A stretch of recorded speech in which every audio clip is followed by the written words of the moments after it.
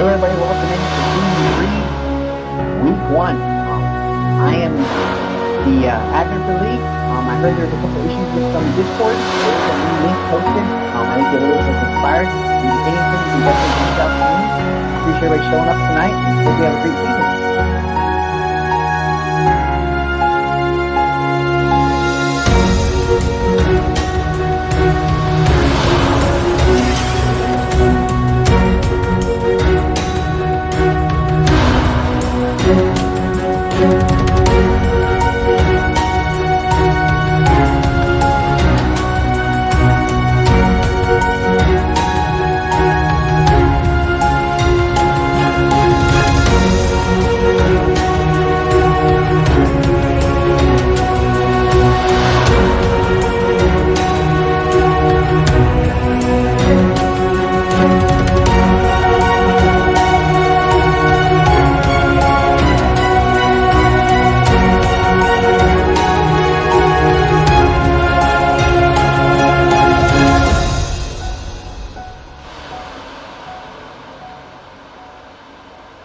Drivers, start your engines!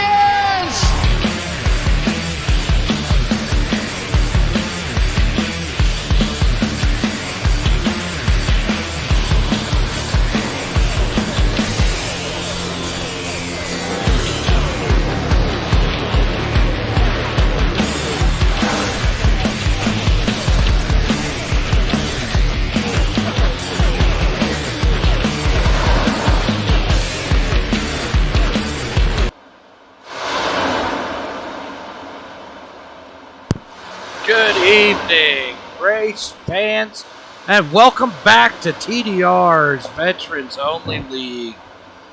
I am Andy Shaner alongside Adam Ricky. Adam, welcome tonight. Hey, thanks for having me back for the second season of the Veterans League. Oh, this is going to be awesome. I'm really excited about this season because, as you can see, these guys are no longer in the street stocks. They've jumped up in horsepower. They've jumped up in size of tracks. They're running here at Daytona in the Gander Trucks. How you feel about that? As we talked at the end of the last season, this is a lot of series. They jumped over from the street stocks up to the Gander Trucks. And they're a completely different vehicle to have to drive. And as you already brought up, you're at Daytona. This is one of the biggest tracks that you can go to. There's a lot of speed. There's drafting in play now. The style of racing that you do here is completely different than a lot of the races that they were running. Absolutely, and so let's talk about what they're going to be doing this year, because like we said, different style of racing, and each track is going to be different now. A lot of short tracks past seasons with street stock, but here we're starting off with the super speedway, and then even next week, next race 2, we're going to Legacy Phoenix. As you take a look at the schedule, what stands out for you? It's race number 3, being the first one at the Charlotte Roval. That is absolutely miserable track to get some of these trucks around because of how heavy they are and how much they don't want to turn. And if you hit a turtle, the thing just pops up and just goes sideways. Yeah, absolutely. On those road courses, you hit those turtles, tears up the truck, and a lot of guys are oval guys, so that's going to be a certain big test for the guys. I also see as we go into June 19th, these guys are going to put those trucks at Bristol on the dirt. So what do you think we're going to see there? These guys are asphalt guys. It's a completely different animal, and it's great that the new season is including all these different types of tracks because running this type of series allows you to be able to do that. So when they hit the dirt, it's not the same thing of keeping the tires underneath you. You have to swing that truck sideways. You have to search around the grooves because the track changes so much on a dirt track as compared to asphalt. You're going to stick to the bottom, turn fast laps on asphalt. On dirt, you're going to be top, middle, bottom, switch back up to the top, start pushing the cushion, watching where the different berms are. It slicks off. It's a completely different style of racing. Absolutely, yeah. It's going to be exciting for sure, and then they go on from there. They're going to hit another super speedway. They're going to hit Homestead, go into South Boston, do a little short track racing, and then they're going to end the season at Atlanta, which Atlanta can be a tough track in its own. For the most part, it's a high groove track. think these guys are going to be able to handle that? I think by the time they get to Atlanta, they're going to see enough of the different styles 1.5 mile tracks to really prepare for Atlanta. It's going to chew up tires. It's multi-groove, so the racing is going to be a little bit different there than some of the other 1.5 mile tracks. But having it at the end of the season, it should be a really good show. Yeah, I'm looking forward to everything these guys are going to do with this season, and I apologize for everybody out there if those engines were a little bit loud. So let's go through, and what I'd like to do at this point is kind of point out some of these guys that are obviously they're all veterans, right? And we've been able to kind of get in touch with them and see where they were in their military careers and things like that. And we've put together a couple little things that are special. So let's take a look at this. We got the first one's going to be Devin Zimmerman from the U.S. Air Force. He is still active. And if you remember last year, I believe it was the last race of the season. You can correct me if I'm wrong, Adam. But Devin had an awesome showing, and I think what was his first race. Yeah, he showed up at the season finale at the end of last season, and he put on a good show, led a lot of laps, and showed that he's going to be a big contender coming into the season. Next, we got Mike Smith, U.S. Army veteran, and Mike is with Boogity Motorsports, and that is an interesting thing in itself because we've got a small team that is formed with these vets. Mike being one of them, and I believe our champion is another one. Yes, and where that's really going to play a big part is going to be at these super speedway tracks where you're going to need to have some partners to help make some of those moves. Absolutely, and we'll see how they work together tonight. Next up, we've got Christopher, and I'm sorry, Christopher, but we got to do this. We got Christopher Christmas Rawlings. He is U.S. Army active. Christopher just recently today changed his name to Christmas. Yeah, I don't know if he officially changed his name to Christmas, but he was signing up for some additional leagues, which is great to have the veterans joining in some of the other nights, the leagues that we've got going on. And autocorrect got the best of him, and he didn't know how to spell his own name. It was great, and I told him, "I'm sorry, buddy. We're gonna have to change your name tonight." Next up, we got Corey Harrigus, U.S. Army veteran, and Corey, I believe, is another one of those teammates on the Boogity Motorsports. Yes, he is going to be one of the teammates there. He will be the second of the three that we'll be talking about. That'll be part of that team. And it'll be interesting to see.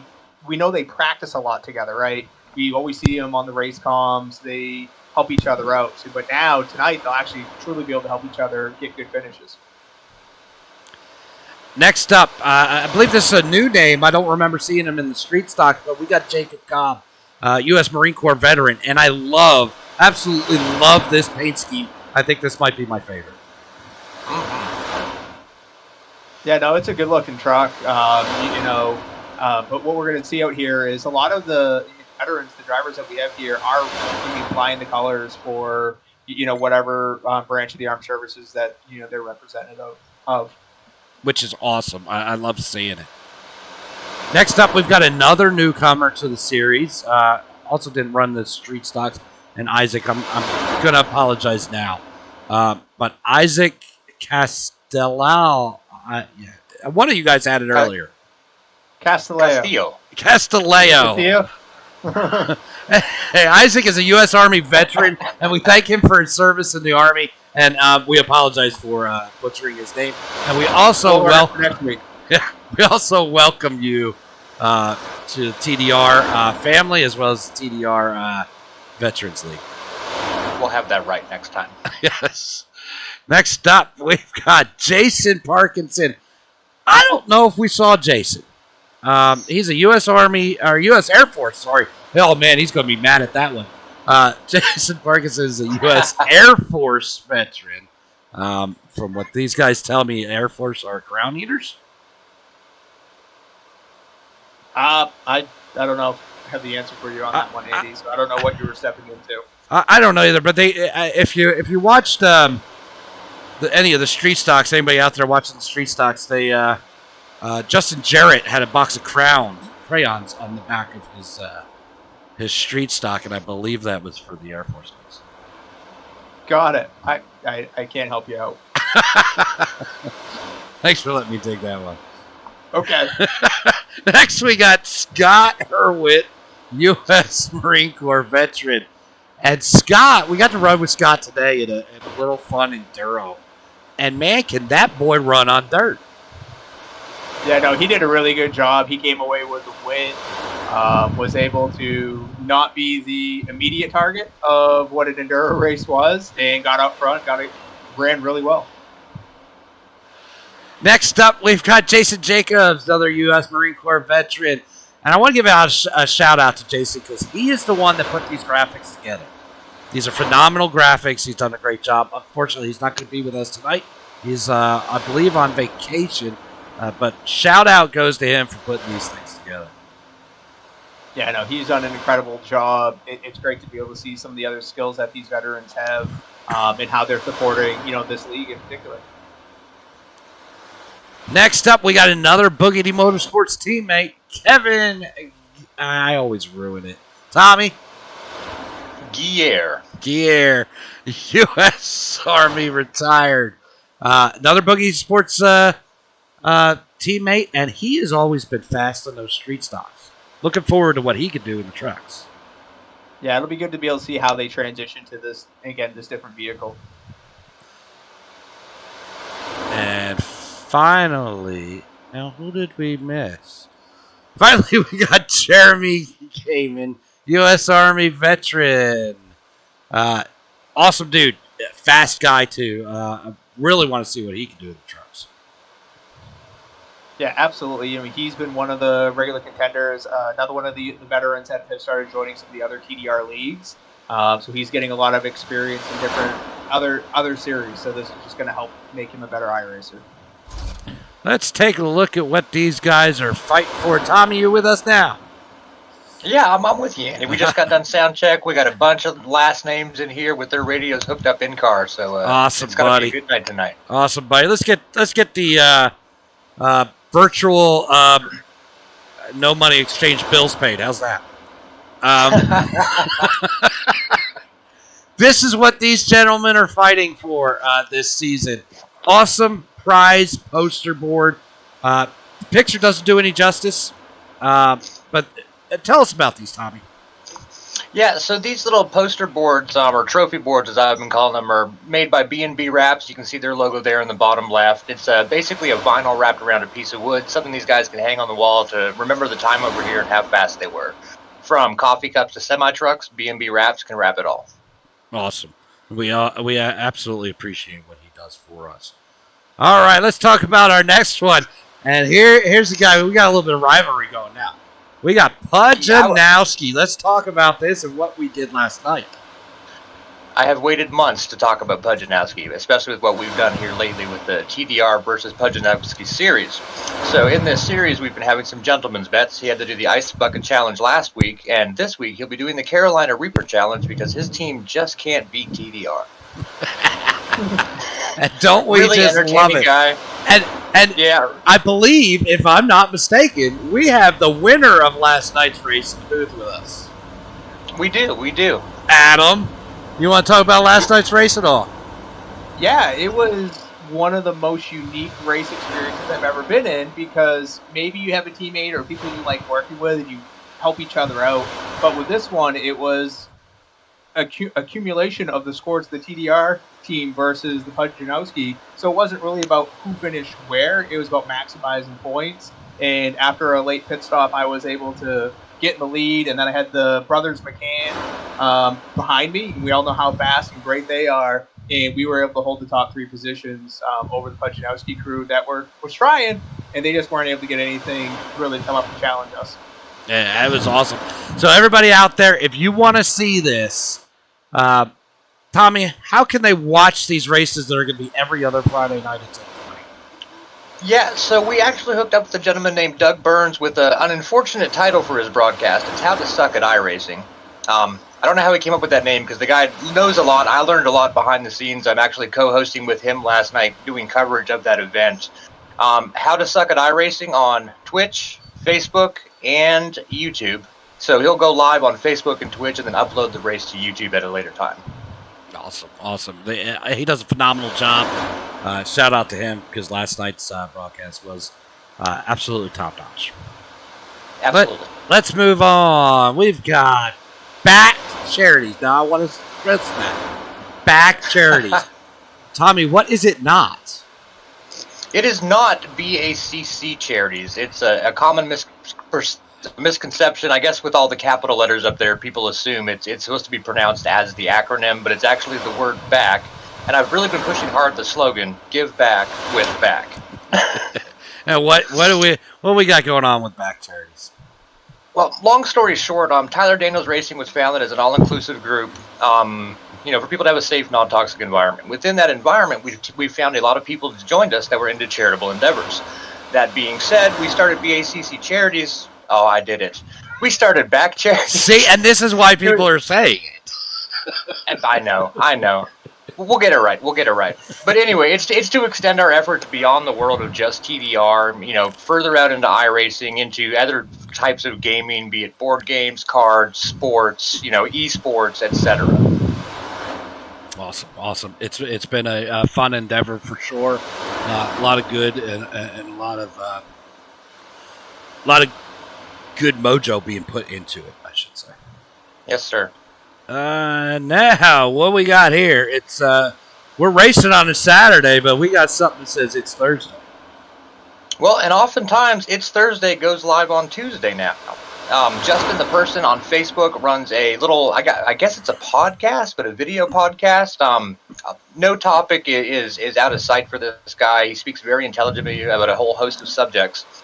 Really entertaining stuff. And recently on Tuesdays, he's been doing a mystery theater on his channel. Yeah, which has been awesome.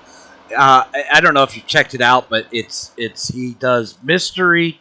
They talk about mysteries, real life mysteries. People gone missing. People were killed mysteriously. What happened? And they review the 911 tapes and things of that sort. Try to figure out what happened. Really cool. I highly suggest checking it out. Yep, very smart guy. All right. We'll, last but certainly not least whatsoever when it comes to TDR, we've got McConey. Yeah, McConey set up shop. Jeff and his team, they've clearly proven that they are the best in the industry. They recently got registered for an LLC, which means they're more accountable for the product they roll out. We use them almost exclusively here for the TDR official events when we do run custom setups. Their setups, your victories. Awesome. Well, Tommy, we appreciate you taking care of the unpaid bills. How's that? Very good. At this time, I want to bring on our other voice that's going to be in the booth tonight. And that is our awesome team. I'll get there. Our awesome team of Adam, Ricky, and Sean Risley, who are going to call all the action for you tonight. Guys, welcome. Thank you. I've just been sitting back, kind of enjoying the back and forth between the three of you guys. Kind of showed up a little late here, but looks like we've got a great group of race car drivers. Been watching practice here and kind of been thinking about this race most of the day. I said to myself, I think this is going to be a huge step up from the cars they were running in these trucks, but I think this is a great track to start on. Yeah, it's going to be a great track for them to be able to start on. The one big thing with super speedway racing is if something doesn't work out, it'll probably be very big, and somebody will be Heberted probably somewhere on the backstretch. I resemble that remark. Is that an official term? It is now. Oh, yeah, practice has been looking good. I mean, we're watching right here. We got 5 guys, 2 on the outside, 2 on the inside, a guy coming up on the back there. Trying to figure out what line he is, and I just expect to see some really exciting and some clean racing tonight. As this division or this league went on, it got cleaner and cleaner and cleaner, and I think our last race, they were pretty well there at Charlotte. I think we all agree that race went by a lot faster than we ever thought it was gonna. So I anticipate a great race tonight. Andy, I don't know, how many laps do we have tonight? I believe they are going 70 laps. 70 laps, yeah. So I think that's going to be a good solid race for these guys, and I'm looking forward to it. I always like super speedway racing. I think there's a lot of neat things that happen during the race, and some people become friends, and some other people maybe not so much sometimes. Yeah, there is just so much more strategy that will come into this race. Which line do you get with? Who are you going to work with? Are you a better pusher? Are you better out leading? Do you have a little bit of damage? Is that going to factor into where you need to be in the draft? And then who are you making enemies with along the way? Who's going to take advantage of you later on in the race? So there's a lot of things to take in that you just don't see on the smaller tracks and in the street stocks. Absolutely, and we know for a fact there's probably 2-3 guys, maybe even 4, that have kind of teamed up last season, and now they've run together a lot. And I know for a fact there's a couple other guys out there that have been practicing this week on this track as well. So very interested to see how that kind of shakes out. Can those guys get together on the track and kind of execute whatever plan they've been talking about for the last couple of days? Definitely looking forward to that. So I think this is going to be an incredibly exciting race. Actually, I've been looking forward to this all day. This is probably the most exciting thing I've done all day, and I just think this is going to be a great race. It's going to be a fantastic show. I mean, these drivers have always done a good job putting on a really good show. And you brought up the known teams, or the known affiliations that people are going to work together. And I hope everyone else is aware of those things that are out on the track, because you need to break them up. So I got a question as I'm watching these guys practice here. I know up in the booth we're not supposed to be having any type of rooting, rooting for anybody. But I've noticed a logo on that 5 car. Adam, you got any kind of certain way about that? Yeah. So one of the things that I did with the Banff Racing is we created a little bit of a development driver program. We're going to do around the late model with the Home Track Hero Series with TDR. And 2 individuals in particular that got selected for that weren't really driver development material. They were really ready to come out and start competing for leading laps and race wins. And so Jesse Elliott is now a Banff Racing driver, along with Ty McIntosh and myself. And we have a couple development drivers in the late model series and a couple development drivers in the Friday Night Lights Street Stocks. Hey, Dale Jr. owns a race team, and he broadcasts race. I don't see why Adam could be any different. Jeff Gordon owns William Byron's. It happens. Yep, absolutely. That's how NASCAR works. I mean, it's quite a tight-knit community there, and it's so. I wish your drivers the best of luck, and I will tell you that I know Chuck McDonald's in here and Lonnie Mixon. Those are personal friends of mine. I've actually invited them. They're both. Lonnie's a Navy veteran in the U.S., and I believe. Chuck's a veteran. He's was in the Canadian Armed Forces up there. But I know those two have been working together, and I don't wish them any ill will or anything. But I also, I feel like I can't exactly root for them. But if I was sponsoring them, maybe. If I could pipe in for just 1 second, earlier in the broadcast, the graphics we had up, I guess those trucks were provided before the forming of the teammates on Boogity Motorsports. They're actually running Smith in the 10, Guerre in the 11, and Harrigas in the 12 tonight. Well, if they run sequential numbers, I guess it's easier to find each other. They just run the same paint scheme. They know where each other are. Yeah, well, 10, 11, 12. I think that's going to make it easier for us as well. So I appreciate that, Tommy. Yeah, one of the things we learned last night, actually, with the TDR versus Pudnowski Nation there, was when you saw an entire 12, 13 of us all running the same scheme. It was a pretty incredible thing to see.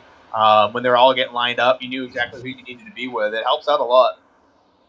I look forward to going back and watching that. I did not get a chance to watch it yesterday, though I did see on our Facebook page the score after the race, and I was pretty proud of our TDR guys. So I appreciate you guys doing a great job last night. Did you catch the gentleman's bet? I did not. If you want to let me in on that. Punchinowski has to do the Carolina Reaper Challenge. Oh, boy, that's not good. Will we have video of that? We better. Yep. Yeah. If it's not on video, it didn't happen. Well, you saw the Ice Bucket Challenge video, right? I did not see that one. Oh, he lost the exhibition race that led up to this series that we're doing now. He lost that too, and between me and him, we had a gentleman's bet to do the Ice Bucket Challenge. His video is up there. You can find it on TDR, and it is hilarious.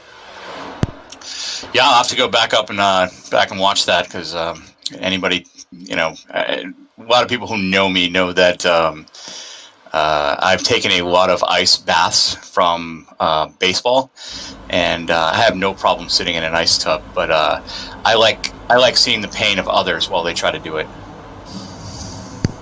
I just want to point out something as we've been watching some of this qualifying too. I'd like you to look at who has been holding in the top 3 position. Somebody who really struggled in the street stocks. Really good to see. Yeah, I watched Kurt from the time we started this series. I thought to myself, oh boy, this is going to be a very long season for this guy. I wish him the best of luck because he's just the best guy. He's the one who kind of put this thing together, at least approaching us. And then every single week, and then in our championship race in Charlotte, sure enough, I mean, he's in contention. He wasn't going to win the championship, but he was looking at a podium finish in the championship. He was running a great race. I don't know what this guy's been doing as far as in his off time on iRacing, but whatever it is, he's doing a great job. Yeah, no, Kurt has really been improving, and that's the big thing with the TDR and the entire culture around it. It's really based around improving, coming out, getting those laps in, and really building upon everything that you do from one series to another, one night to the next, 1 week to a month. And he has really come along. It looks like he's in third. I believe we've got everyone at least to put down at least one lap. We'll see if he's able to hold on to it. But starting up front here is really where you want to be, or you probably want to be in the back. Those are probably the 2 early strategies with the 70-lap race. I don't know about you, Adam. In these races, especially if it's me, guys stepping up to a new car, I don't know how much they've been in these trucks. Obviously, they're going to run completely different than the previous vehicles. So I might want to maybe hang in the back. I don't want to lose the draft, but I might want to hang in the back a little bit and just see maybe how the first couple of laps shake out before I start poking my nose up there. And it really comes down to where you feel your strengths are. If you're in the top 5 and you feel comfortable around everyone you're around, which it's the first race of the season, we have a lot of new names. You probably might not have that level of comfort level to be able to go say, oh no, we can run up here. We probably won't run each other over. And you have to make that decision as to really where you want to be. But after you get to about 5th, 6th, 7th, things just start to getting a little bit racier. And then you have the last 4 or 5 people who are in the back that have that strategy of hanging back. It's just that middle group is likely where you're going to see a little bit of the excitement. Well, so look here at qualifying, 1 through 12 are separated by just a 1/10 of a second. So obviously everybody was pretty equal. And I'm not sure, Andy or Tommy, if you want to let me know, were these single car runs by themselves? Excellent. Yeah, okay. So, obviously people are running some pretty decent speeds, and it looks like pretty even playing field here, which I think is going to make for an incredibly good race today. Again, I was so excited. I love Daytona, and if you put grandmas and shopping carts on Daytona, I'd watch it. Well, there is one little interesting storyline. We can see it right now on the screen. Is the 10, the 12, and the 11 are the back 3 trucks. Very interesting. And you wonder if that's by design. I think with them being 3 seconds off on their times, probably. Yeah. I wonder if they're going to hang out back there for a little while, and when it's time to go, maybe they'll be heading to the front, or maybe they're going to let the attrition sort itself out. Which again, that might be what I do. So I guess we'll see how that goes. It'll be interesting to see what those guys are up to back there. Well, and that's the advantage of having known team members, right? You can go back there, you can get linked up, you can stay behind, be able to maintain the draft, and then when it's time to go, hopefully you're all still together and you can really start making those moves as a team. And it looks like they're all on the same comm channel, and it's only those three in there, so they're planning on working together in a very big way. Yeah, interesting. As you know, Adam, you correct me if I'm wrong, but I think with these trucks, you get 5-6 of them in a row. That's great, but I think 3 of them together can probably create about the same lap times as 4 or 5 of them together. So the fact that they're going to be back there, and if they can stay together, even if they're holding back, when they're ready to go and they want to, I don't think they're going to have an issue catching up to the field. Well, it's really about energy in the way the air flows around the trucks and how you push the trucks in front of you. The more trucks that you get in a line, it's harder to keep that energy contained and controlled. That's usually the 4th or 5th place truck that's like swinging wide and not being able to get in there. And when things are checking up in front of them because they're starting to push on the bumpers and whatnot, they start breaking apart. Where when you have 2 to 3 truck runs, you can keep that a little bit closer together and far more consistent. Exactly. So if they're coming up on those 4 or 5 cars or trucks in front of them and they decide to swing outside or swing inside, depending on where they are on the track, they're definitely going to have the momentum. So we'll see if their plan comes to fruition. Obviously, all of us have watched NASCAR and Daytona and the different series there, and everybody seems to have a plan. And Mike Tyson said everybody has a plan right until you get punched in the face. So we'll see what their plan is, and maybe they get punched in the face, and we'll see what happens. Yeah, and it's one of those things like coming back and we talk about the teams and like drafting, and what you have to be prepared for is side drafting. Really coming out of the corners of a 2 and out of 4, you can come right down on the rear quarter panel if you're on the outside and really start breaking up some of the drafts on the inside. And you can get these, really big runs. But the challenge with that is you have to get really close to the quarter panel with your fender. We all know how with iRacing netcode plays a part, where it says you made contact when you really didn't make contact, and things can happen in a very big way. And it'll be interesting to see how a lot of these drivers are able to adapt to not just drafting in a straight line, but from side to side as well. Yeah, and I think I don't know, in the Cup cars, Xfinity cars, even the ARCAs, I have a pretty good idea of how the side draft works. But with these trucks, I imagine it's even more so taking that air off the back of that truck, that big giant deck back there, and if you take the air off of that, it's going to pull the truck right back to you. So people think that side draft gives you momentum, and really what they don't realize is it's not that you're going any faster, it's that you're pulling the car or truck in front of you back to you. So it's interesting. I don't try to do it too much here, and basically because what you mentioned, Adam, the net code, I feel like every time I get within about 4 feet of somebody, next thing I know, I got 3 points. Yeah, and you can get away with doing quite a bit with these trucks. They haven't updated the damage model in these yet, but you do have to be careful of it is aerodynamics. There's a lot of speed here, and you can't really damage the front ends too much with these, or else you're going to lose time. They can take a pretty good shot in the rear bumper, and they can kind of mess the spoiler up a little bit in the back and still run very quick. Excellent. Well, we're heading into, it looks like 2 here. We're going to be coming to the green and start this race.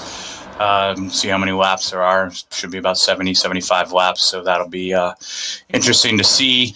But yeah, we got a pretty tight field as far as qualifying was concerned, and we'll see. Hopefully we can get off to a nice clean start here. Guys hopefully realize that we say it all the time in iRacing, you're not going to win the race on the first lap or in the first corner. However, a lot of us are very competitive and do not like to be passed no matter what lap it is. So looking forward to a good race here. Yeah, it looks like Vincent Short ended up with the pole with Tyler Bauer starting on the outside. And I do want to kind of throw out there with Tyler, he did show up to an exhibition race with Trucking Tuesday. With these trucks in particular at Homestead, on this past Tuesday, and he actually won that event. So he's very quick in this series of vehicle. Excellent. Well, we'll see how he shakes out here.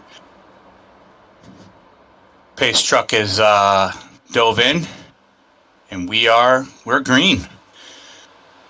It looks like we're pretty clean. Going into one, kind of shaking things out here. 2x2. Front three are getting in line. Fifth place car, truck there. I can't really see the number on that. Getting a little squirrely, but looks like everybody's kind of behaved themselves going into this first corner and heading down to the backstretch here. Yeah, looks good. So, got a little bit of an incident there. It looks like we're going to stay green. Yeah, it looks like we lost somebody else going in the back, and like we were just talking about this before the green flag flew. It's usually that fourth or fifth truck back. It just gets really hard to keep everything in a straight line, and everyone's reacting to each other. And slight contact would really send you sideways in these trucks. Unfortunately, I'm usually that guy in the fourth or fifth spot trying to hold on for dear life to stay in line, and a lot of times I'll just kind of drop back. So. But yeah, good first lap here. Look like we have 76 laps. Is that 75 laps? Is that what it says? 70 laps. 70 laps. Okay. So excellent. So we got 2x2 here. Nobody's really jockeying around for position. I think we're staying in line, seeing what's happening. Some guys probably a little more comfortable on the high line. I don't know about you, Adam. I kind of like to run myself right down on that double yellow line. I don't have to worry about inside, outside while I'm down there. I just got to worry about the outside and trying to maintain my line. I actually like the outside line. You have a lot more control of what's going on, especially when you're using the side draft, and you can really get those big runs onto the short chutes and the backstretch to really get out in front. If you can get the trucks behind you in line and really helping you. Yeah, sometimes I find I get on the outside, I'm just a little loose, a little uneasy out there, and sometimes that ball just comes out and bites me. But these guys are doing a great job as we see that fourth place truck on that inside line gets a little loose, but he puts it right back down on the double yellow line. And these guys are doing, like I said, they're doing a fantastic job. This is exactly what I thought I would see tonight, and they're definitely putting on a good race here so far. Yeah, there's a lot of patience going on right now. No one's really jumping out. We haven't seen anyone really attempt a three-wide maneuver yet, because what you really have to be thinking about is the people the trucks that are third or fourth, especially on the outside, are getting these runs, and they're having to lift partway down the backstretch or in the short chute after the trial because they're running right up on the truck in front of them. They have all this momentum, and they have to lift or they have to shoot out around them. And it looks like everyone's content with riding in place for the time being. Yeah, I got to tell you, in riding in these trucks or any of the other cars in the super speedways, if I'm not out in front and I'm pushing either second, third, fourth, I don't think I've ever gone through one of these corners with my foot fully in the gas. I haven't had to. I've been able to maintain that momentum, and that's what the draft gives you, is that I can back it down to 2/3 throttle or half throttle and still maintain that speed with a push from behind and the guy punching the hole in the air in front of me. Well, that's another thing taken into consideration. This is going to be a long race. I don't know what the fuel percentage was set to, how many laps they're going to be able to go before they're going to need fuel. You don't really need tires here over the course of the race, so it's really going to be more about strategy for those pit strategies. But the other aspect that to really be thinking about is the trucks up front are burning a lot of fuel because they're not lifting. The trucks further back, you can save a few laps of fuel. They can get you in a different pit window. Might be able to get it so you can do it on one less stop, depending on what the fuel limit's set to. Yeah, I'm one of those fuel mileage racer guys. I'm not as fast as Adam, so I got to come up with a different strategy. So fuel mileage for me is always kind of a big deal. So I don't mind sitting in that third or fourth spot if I can maintain my line and head around this track at 3/4 throttle or half throttle in the corners and really maintain the pace, but using significantly less fuel than the guy up front. Yeah, and what we're seeing up front right now, we got Vincent Short. He started on the pole. He's still up front. He's leading. It looks like we got Devin Zimmerman running in second. He's on the outside there. You got James Krause on the inside. I got to race with James a little bit last night in that TDR versus Pagnowski race. He's very good on the short tracks. He got himself a pit stop and got him out of even the lead packer. Otherwise, I think we would have had 1 through 4 if he didn't have that problem. Yeah, again, I'm highly impressed. We've been 2x2 here for going on 7-8 laps, and everybody's kind of just maintaining their line. I mean, we got, what does it look like, about 10, 12 cars there all together, and I think they're doing a fantastic job. I mean, if, you know, a person at home watching this might think this is easy. I can tell you right now, for everybody but those 2 guys up front, all the rest of those guys are white knuckling it, and that's an intense place to be on the track right now. Yeah, they're doing a really good job, and you can see right there Tyler Bauer's right on the rear bumper of the truck in front of them, and really got that push. And now what you can see here, it kind of shot them out. It changed the way the momentum's going. Tyler's now jumping out to the outside to pick up that outside line because their momentum's going to start picking up, and he has the opportunity to maybe shoot out into the lead. Well, I believe that's James Krause, who was in the third groove, falling back there to about mid-back. Yeah, got stuck in that sucker hole there. He got pushed up all the way to the outside, and then looked like it was someone's getting pushed back in the middle, and we got a spin here going to the corner. So I'm sure caution's coming out, and we'll figure out who's involved. Yeah, it looked like we had 4 or 5 trucks there. And again, we've been talking about it in the pre-race, talked early in the race. It's 4 or 5 trucks deep is where you're going to see those things, because when there's something happening in the reaction, looks like there's a little bit of contact there between the 4th and 5th truck in line on the inside, middle of the corner.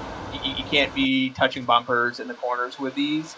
They're very light in the rear, and they're kind of floaty through the center of the corner. Yeah, I mean, as we know, midway through the corner or going in, coming off, or anywhere from in between is not a time we want to be making contact with anybody. You want to give a little push. You can do it on the front stretch a little bit, probably not going to the tri-oval. Definitely on the back stretch, it's a time where you can hook up. But, I always find myself trying to back off that guy's bumper going into 3, because if I keep on him, I'm going to shove him right up into the wall, or I'm going to shove him right down into the grass, and that's not going to help either one of us. So it looks like that's kind of what happened here when, at the apex of the corner, they got together, and, I don't think that was anybody's fault. I think that's just part of super speedway racing. Yeah, it's a tough part of it, and it looked like, it's kind of hard to see. We all got different setups for our screens and everything else to always see exactly which car number that was, who that is. There's a lot of new paint schemes and names for us tonight that we're going to be learning. But it looked like, the truck that was 4th on the inside washed up a little bit, and when you turn back down, it gets loose. They might have lifted just a little bit. That other truck's so close to them, they don't have enough time to react, and they're just going to run over whoever's in front. And I don't imagine 9-10 laps in, I was about to say I don't see anybody going to the pit, but we'll see. We'll see if we have any takers. Our leader, no, probably panicked there. Oh boy, everybody's going in. I better go. So everybody's kind of heading in. So I'm kind of surprised to see that again. I don't know what the fuel mileage situation is here. Like you said, Adam, I don't think tires are an issue at this track, or even with this truck here at all. So we'll see how these pit stops look. Though we can obviously see the 13 is at least taking some tires, as we saw the car kind of get jacked up there. So we'll see how pit stops shake out, and how everybody comes back to the green here. Yeah, and the idea with tires, it just depends on how much fuel you're getting, how much time you're going to be sitting there. If you're already going to be there for a full fuel load for whatever it's set to, and you're going to be there for 8 or 9, 10 seconds, you can get tires in that time period. So you can alternate between rights and lefts, but sitting there for any length of time. And then also for those that were in the incident, do you have minor damage? Do you have a lot of damage? Do you want to use your quick repair early in this? I'm not sure if we're still running with 2 quick repairs for this season, as we have with previous seasons with this best league. And can you get it fixed under caution here? Would you want to take the time to do that? So there's a little bit of strategy that comes along as well with some of these pit stops early in the race. Tommy, do you know how many quick repairs we have? I do not. I should have that information available, but I lost my notebook. I don't know what you guys want to. Under our first caution, we had some exciting racing. It looks like lights are still on. You want to talk to one of the drivers? Absolutely. Yeah. Anybody want to bring in? I'd be more than happy to talk with them. If we can get Tyler or Vincent or Devin up there, one of the top three. I don't know if they're in the drivers chat. Tom, Yeah, I'm looking to see who's got the radio on. It looks like we have Zimmerman. I can pull Zimmerman in. Okay. Hey, 13. This is Tommy in the booth. You got a read on me? David Zimmerman, do you have a read on the booth? lights Hey, are out. fellas. Hey, we know you got one lap before you're going to be going green. How's the race going for you so far, running up front for this group? It's going pretty well. I got some good drafting there. Just trying to play around with the line and see what the truck's doing, when it's out in front. And, also when it's back in the pack a little bit, I'll let some guys get in front of me trying to work on some drafting stuff for the end. No, that's a really good strategy. Got a lot of laps to go. Do you think you have what it's going to take to be able to get out front and win this race? I hope so. It's definitely a long race with the pit stops and everything. We can only run about 19 laps, so a few more pit stops to come. Hopefully, between maybe a little bit of pit strategy and some good drafting, I can get up there and win it. You ready for a green flag pit stop potentially here in the later laps of this race? Oh, yeah, I'm sure the guys will call it out, and I'll probably just try to come down with a bigger group, probably with the group of leaders here that I'm running with. It'll be interesting to see everybody get on pit road and off at the same time. But, it should be pretty fun. All right. Hey, thanks for chatting with us. We know you're going green here in just a little bit. Pace truck's ducking off. Good. Hopefully you continue your good run that you're having. Thanks, guys. Good luck. Thank you. Well, definitely some interesting information there. 19 laps on a fuel run. So we pitted on lap 9, went green on 11.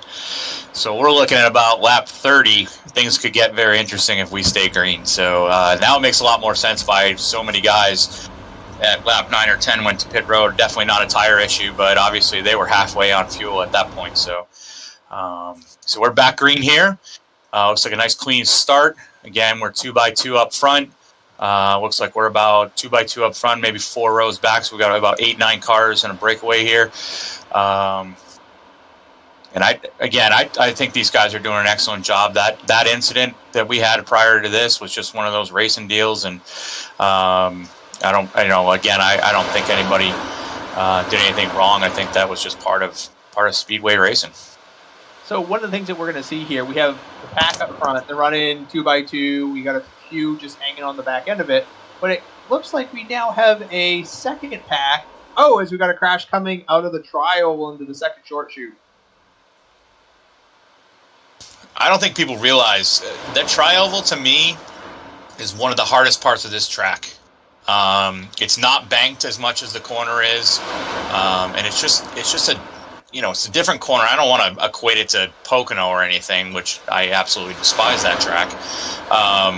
But it's just a weird part of the track, and I mean, these guys are going so fast into this tri-oval that things can happen, and they happen in a hurry. So again, it doesn't look like anybody made a bad decision or did anything wrong. It's just, again, one of those kind of racing deals where someone got a little loose. Looks like he, just kind of came up a little bit. I don't think that he was trying to fill a hole. I don't think that he was trying to get in a spot. I think he just came out of that corner and just got loose. Yeah, and that's one of the things, with the tri-oval. You're thinking about the banking at Daytona. Like in the corners, I want to say it's 33 degrees. That is a lot of banking on a racetrack. And if you've ever seen Daytona in real life, like you can see it. It's incredible. Then when you're on the tri-oval, it's only like 18 degrees. And, the trucks are really set up to handle the 33-degree banking, not the 18-degree banking. So when the trucks are there, they're very light in the rear there, way air is. It looked like, yes, the truck on the inside came up. But, the truck on the outside is also kind of holding them down as well. They're racing. They're kind of moving around a little bit. It doesn't take a lot of contact. That wasn't heavy contact that led them in the wall. It was very light contact just at that point in the tri-oval, which turned the truck on the inside up into that wall. And, unfortunately, the few trucks right there behind them, there's no time to react, and you're just going to get collected up into it. There's nothing you can do. Yeah, I don't think people realize how aggressive that banking is. I've been to Daytona on several occasions, and Adam, it's a 31-degree banking in the corners. I think Talladega might be 33, and you're right, on the front stretch or in the tri-oval it's 18, and even that, walking through the grass to go up to the stands on the front stretch right at the start finish line. I'm a fairly in shape guy, and that's a big hill to go up. And walking up that 31 degrees is almost impossible. So, like you said, these trucks are set up for 1 and 2, 3 and 4, and they're a little squirrely in the tri-oval. So we'll have to figure out how this works here. Did we get one lap? Are we going to be a single file restart here? I want to say we did get a lap in. This happened on the backside of the tri-oval. Yeah. So we should have they should be. I think the leader did click off a lap, so I think we should be good. But you never know what iRacing's going to do for you. Yeah, for sure. So we'll see here. I don't know if the lights are still out on lights are still on the pace truck. So looks like we'll probably go green with maybe 16 laps. Adam, if you can see how many laps are left or how many we've clicked off. Yeah, I think we'll be going green right around with 16 laps of even the 70-lap event. We know they can go 19 laps of green flag conditions. Obviously, with cautions, that's going to give them a little bit further.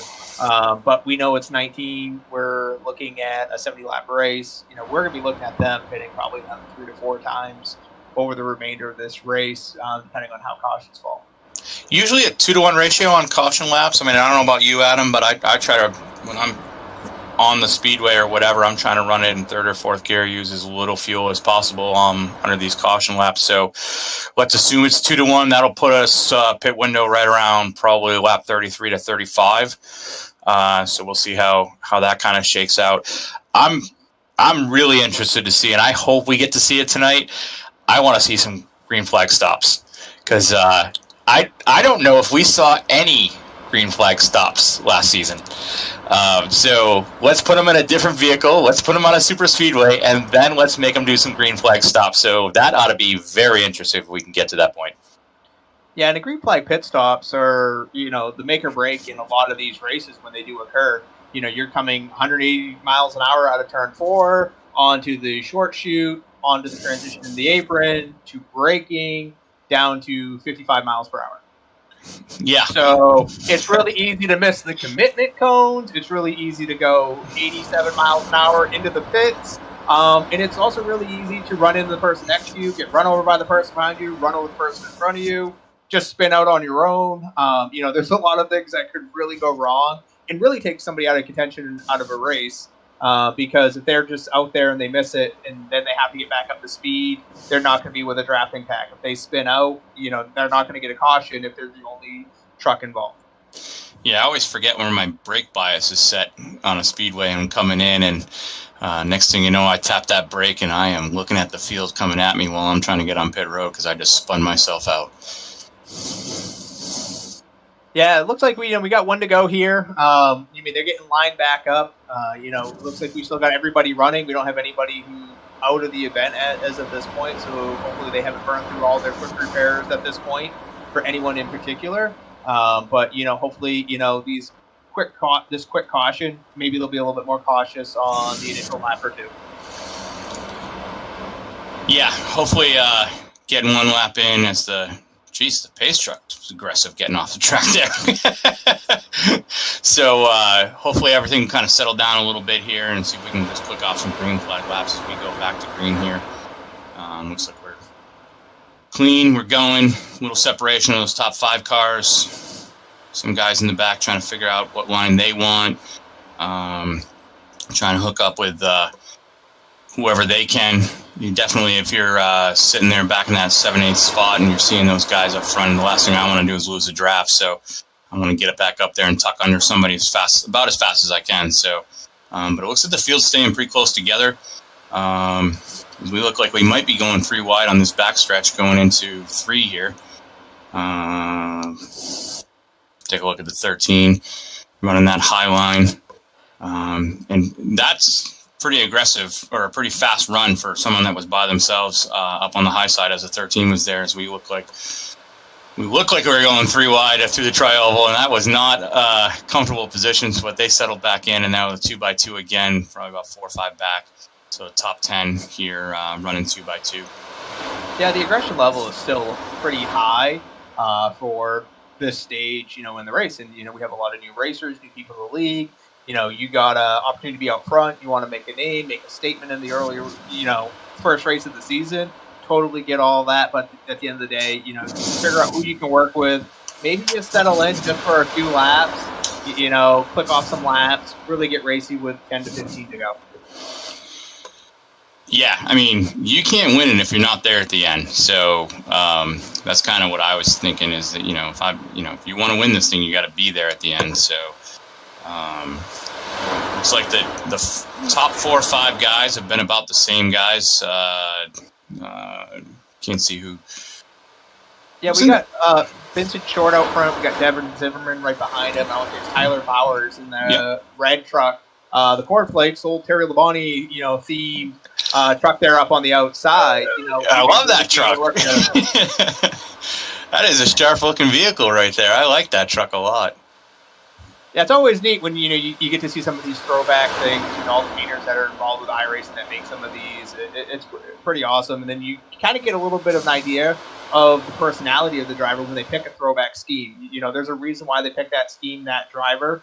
And you wonder if they'll emulate some of the driving styles that like Terry Labonte did. He's a fantastic driver, won a lot of racing championships for Hendrick Motorsports. And I remember the Cornflake car as a kid. I loved it. So we look here, we got 4 guys teaming up on the outside. We got about 7 or 8 lined up on the inside, and those 4 guys on the outside have been able to kind of maintain as someone jumps up there kind of with that group, which is exactly what I would have done. And maybe, Adam, that's why you run that high side. Looks like you don't need as many cars in a lineup there to maintain the momentum. As they have, looks like 6, 7 cars down there on the low side, and only 4 or 5 on the top side. And for the most part, and we got ourselves an incident there. And I don't know who that blue truck was, but it looks like he was coming out of 4 and just really could not pick a lane. Yeah, he was in whoever that was definitely in the second group, came down and got in the right rear quarter of Kurt Seekoff. And when you get hit in the right rear at an angle like that, you're coming up the racetrack, and unfortunately there was someone on the outside of him, and it just clogged up the lanes. And, we've got 5, 6 trucks heavily involved, in this crash. Yeah, the blue car that's kind of heading down, it looks like I can't get a number on that one. But even going into 3, through 3 and 4, looks like in and out was trying to figure out, do I want to get on the top side? Do I want to get on the low side? And by the time he figured it out, we see here he's on the high side. He's dipping down to the low side, clips that right rear, and that's all she wrote from there. Like you said, if you get that right rear, that truck's going to go in a direction it's not meant to be going in. Yeah, that number 7 was actually Sean Worob. Yeah, again, I'm not saying he did anything on purpose. I think he was just trying to find the fastest line for him. That outside line looks like a couple of people are trying to jump up there. He might have saw that and just said, listen, I'm going to head up there. And I think the first time he tried to head up there wasn't a hole. He came back down, and he just wasn't clear. Yeah, it's one of the things when you're making lane changes in super speedway, whether it's in real life, whether it's in iRacing, you can't hesitate. And that's generally the mindset you have to go with. So like when you make the decision, you got to go.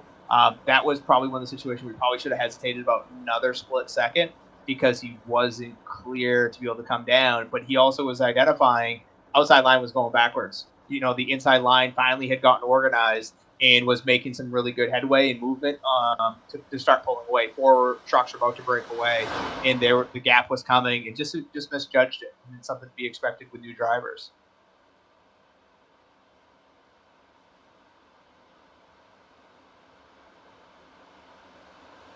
So, Sean, we lost you there a little bit, but, we just saw pit stops going on there. Oh, you're back. And so we got some of that. No, you're good. And, we got pit stops happening. Again, we know a little bit about what the fuel load is. They've had a couple of cautions. They're a few laps in. Yes, they can go, a good number of laps longer, probably another 10 or so. But, you just can't take that gamble at this point because you don't know if the next caution will come out in time. If you're doing a green flag pit stop by yourself or with a small group with such a big pack out there, a lot of time on the track. Pit stop by himself too. What I was saying was that you saw those first 5 come out together, and I kind of watched their pit stops, and as fast as it was, that was definitely a fuel-only pit stop. Yeah, you don't have to spend, too much time on it. And again, the trucks that have been caught up in the crashes, they might stay on a little bit longer to, get some damage fixed. But, it's hard to say what they're really being able to do. We can't actually see that part of the iRacing process. Yeah, interesting. I mean, obviously they were just on pit road 10 laps ago. It looked like a lot of guys had taken tires at that lap 10 pit stop. We're 22 laps in now. And like we talked about before, tires are just not a huge issue here. So 10 laps in, if you can click off and say, listen, I just want 1 can of fuel, and that'll pack it full, hopefully. Spending a little time as you can on pit road is obviously very important. So we'll see how that kind of shakes out. It looks like the lights are out on the pace truck, so we got 1 lap back to the green here. Yeah, we're actually starting to see with some of the crashes, the way things have turned over. We got some new trucks running up front. We got Jesse Elliott moving up into the 3rd position. We got Christmas Rollins in the 5th position. He's never going to live that down, is he? Not anytime soon. You get a nickname. You have that nickname until you get a new nickname. That's how it works. If my nickname is Christmas, I don't even want to know what the next one is, so I'll just stick with that. It just happens. Like I got #hash brown because of my Cobra Kai car. and Andy, I did see it today when you had posted in our Facebook page, like, hey, are you related to this Christmas guy? Yes. I had to. I didn't have a choice. Yeah, well, I mean, that's how this works. I mean, we are one big, incredible family, but also we have no problem busting stones when need be. So. I don't even want to talk about nicknames. Well, you have an entire outcome in a race named after you. Like, It's the exact opposite. Yeah. There are several Tommyisms that are out there currently. I'm honored. These wrecks we've had no Heberts. No Heberts yet. No. It's Heberted. Heberted. Nope, not yet. We're back green, and man, we are well spread out on this restart. So I don't know if somebody missed a shift up front or someone checked up at all, but this is about as spread out as we've been on a restart so far. So we'll see if those top 4 guys can kind of get out front there a little bit. We are about as disorganized as I've seen on the speedway in quite some time, and I think that's great. But looks like we got about 5-6 cars up front there, 4 on the inside, 2 on the outside, and see if they can get organized and kind of check out here. But it doesn't look that way, as we have 2 more cars in the back kind of catching them. We have another group behind them, about 3 or 4 more cars, and I imagine it's only going to be a couple laps before they're all together. So. Yeah, the draft with these is pretty considerable. If you're within a second of the truck in front of you, you'll be able to stay within the draft and catch back up to them. And I think what's happening on the restarter is we've really jumbled up the lineup of the field, and we had some newer folks a little bit higher up, and they weren't really ready for the time when they were going. Yeah, people underestimate restarts. I mean, they're pretty intense. Some people are better than others. I know I was watching the Xfinity race yesterday when it got rained out, and they were going over some previous Martinville races and restarts. It was incredible to see that some of the best drivers in the world, not exactly fantastic at restarts. So you can expect that some of these guys that were in the back a little bit, not quite as well versed on some restarts, but it looks like we've gotten right back together here, as we got about 8-10 cars all together. We're 2 by 2, at least 4 back now, so the top 8 are right together. And again, outside line, Adam, 4 cars, inside line, 7-8 cars, and that outside line is maintaining pace. Yeah, I mean, they're able to keep the momentum up running the high side through the corners. They get a lot of straightaway speed. You'll see, what we got happening out there. We got, Vincent Short up on the outside. He's going to pull ahead down the backstretch. They're going to go into the corner. Devin Zimmerman's going to roll back up alongside, start to doze back out, do the same game down the short shoot and the tribal, and they'll just keep doing that back and forth. And, the one thing that I've always experienced and I've seen is the outside truck will have a nose out when you hit the start-finish line. Yeah, and Vincent, I mean, if I'm the guy right behind him, that's where I'm staying for the rest of the night, at least till the last lap, because he's doing a great job out there, kind of leading that outside line. He's been doing awesome all night, and it's incredible to watch him. And you're 100% correct. Coming off of 4, heading to that tri-oval, that outside line always seems to carry that momentum off of 4 and always seems to get about a half a truck or a truck length out at the start-finish line.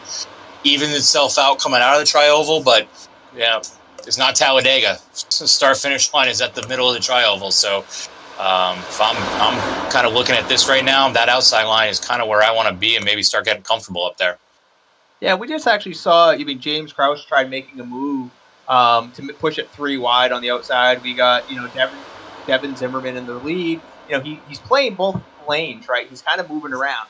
And, they think it's going to make him faster, and that's going to cause him to lose the lead, if they keep doing this too much, because it just slows you down. You have to stay in tight. What we're seeing with James and Vincent up on the outside, when they're tight, they get these really good runs. And you see it on the same side when you got Jesse Elliott behind Devin Zimmerman really giving them a good push. They're more equalized. If you start jumping around, you're now putting a lot of air on the nose of the truck that was behind you, and you're slowing them down, creating a gap, which is going to then slow you down because you don't have that energy pushing.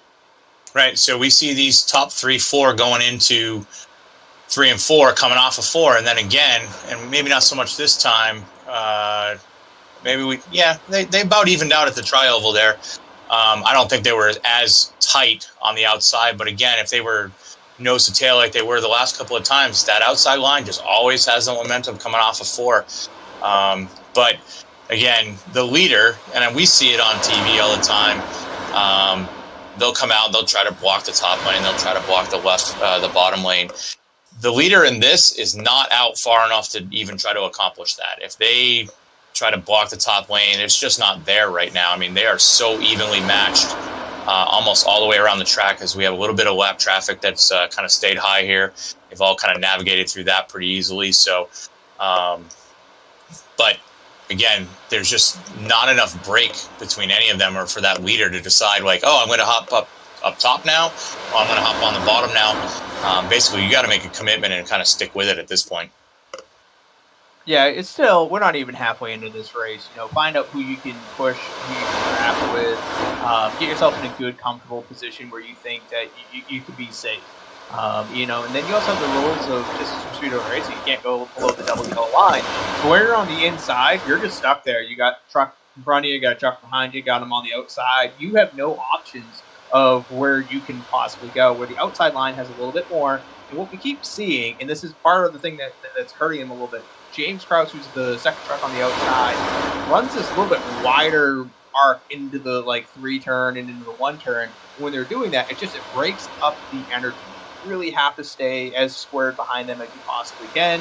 He might be ducking the nose out, keep his temperatures down. There's a lot of things that these drivers have to be paying attention to while they're doing it. It's not just all the person in front of him. I mean, he might be doing it for a reason. He might be at 280 degrees with his water temp. He needs to get back down to 273 so he can run another lap or 2 really tight to try to get that big push.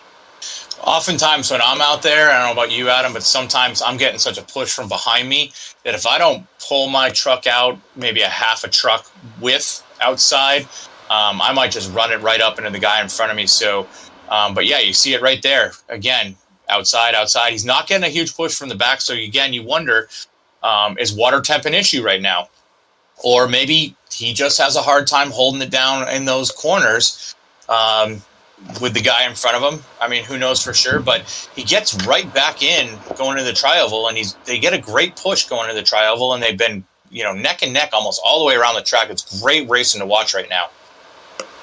Yeah, the trucks here, they really probably have one of the better drafting packages because, the hole that the lead truck puts out there is just so big. As long as you get yourself back into it, you're going to suck right back up to them in absolutely no time. But if your objective is right now is to get out front and get to the lead, you just have to be able to stay tight for a good 2 to 3 laps. But again, you're risking what's your water temperature at, to be able to do that. You can actually, with these trucks, stay nose to bumper for 2 laps and not come apart if you're able to get that tandem going, and it's incredibly fast.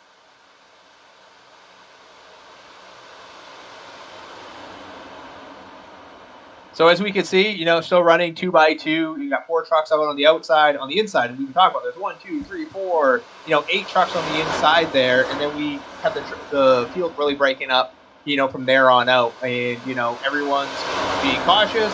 They're running really good. We're still seeing Devin Zimmerman and Vincent Short. They've really been up there. We haven't seen anything more from Tyler Bowers be able to move up. He's the last truck on the tail end of this pack.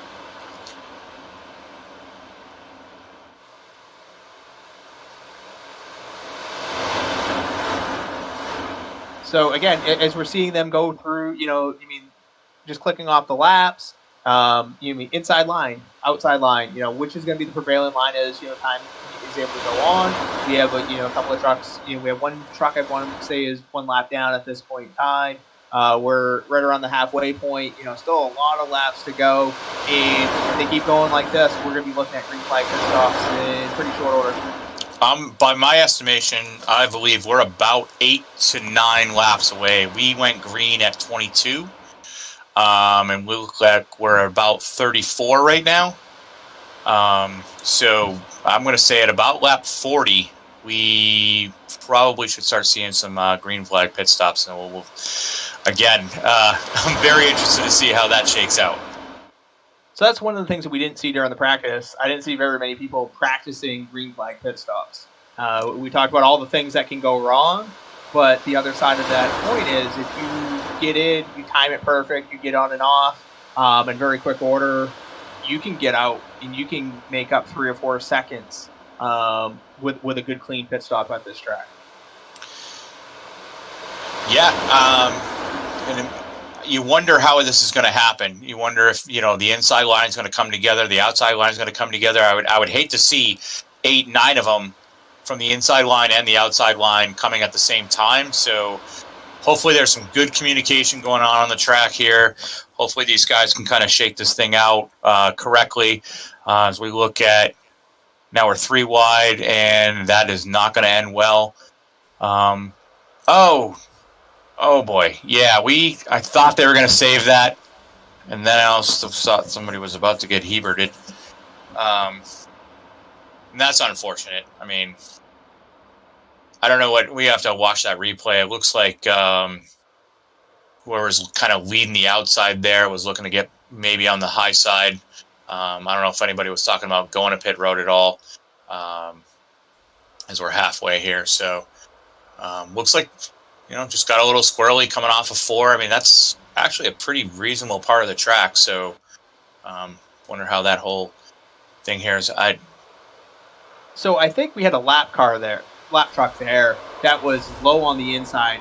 The trucks are running there, they're coming out of the 4 turn, and then that was just reacting to being able to go and swing out, around the truck. And it looked like it was Jesse Elliott, who went out and around, who originally started spinning at first and making some contact. It upsets the truck. You're turning hard right to now avoid that truck. Then you're turning left to try not to hit the next one, and it's just going to break that truck loose. And you hate to see that with a lap car and kind of affect the race as the way it just did. But again, there was really no room for that inside line to try to avoid that lap truck. So you'd like to see that lap truck just pull below the double yellow line and just kind of get out of the way if they can. I know nobody wants to lose a lap or go another lap down, but at the end of the day, you kind of need to take care of the people around you as well. Well, it's a respect thing. Nothing says because you're going to be losing a lap that you just have to let the leaders go by. But when you're on a track like this, you don't have anybody drafting with you. The speed differential is immense. And they're just going to run you over. We're fortunate we didn't just see that. There was some avoidance, but then when everyone's just running so close, it's now everyone's reacting. and to react to something happening that fast. It's going to cause a problem somewhere. That was an interesting little pit stop we saw there. I saw more trucks than there were pit stalls available, so that was kind of interesting as we saw. I believe it was 28. I'm not sure which truck it was, but definitely overshot the pit and was backing up because I thought to myself, well, there's already 2 cars or 2 trucks there, and there's only 2 pit stalls, and this guy's moving in between both of them, and that was definitely interesting to watch there. So people underestimate what goes on pit road and how important it is to be smooth and accurate and make sure that you're hitting your spot, you're getting in, you're getting out clean.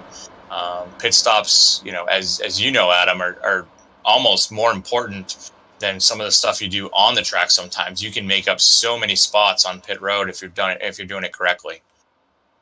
Yeah, I really hope we get a green flag pit stop with this group here tonight.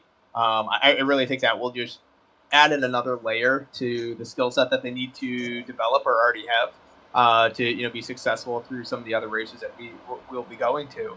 A lot of the tracks that we'll be going to are 2 mile, 1.5 mile tracks, and those races can get fairly spread out, and it's very common within especially the TDR leagues to have caution-free races at 1.5 mile tracks, or very few cautions, and you have to be ready for green flag pit stops.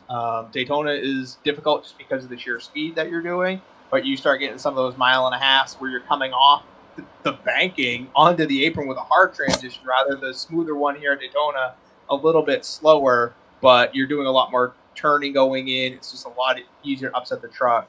So it's just something that hopefully we get to see. Hopefully they get that experience. Otherwise, they might get it next week. I'm not sure. Tommy, where are we next week? Phoenix Legacy. Oh, God. I hate that track. I hate that track more than I hate Pocono. So the only thing that would make this series better with the Phoenix Legacy is running the Legacy Chevy Silverado Gander truck, just because that thing is just so loose and there's no grip at that track. It's absolute blast. It's like driving on ice. Yeah, that's one of my least favorite tracks, that and Pocono. I am just not good at either one of those tracks. But I'm very interested to see these guys there after this race here. Completely different skill set, completely different track. So definitely looking forward to watching that next Saturday. I hope a lot of people that are watching here tonight tune back in next Saturday to watch Phoenix, because I can promise you it will be a very, very interesting race. Yeah, it looks like we are at 1 to go. Lights are off. Pace truck's getting ready to pull in.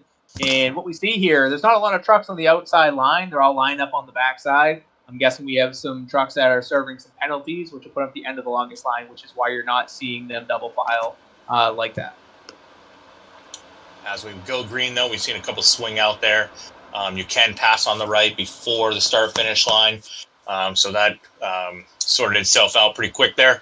But again, we got a little breakaway pack on the bottom side as we see a couple of people jumping up top there. And that's one of the things I probably would do right there if I were them. But what do we got? About 33 to go, 32 to go here.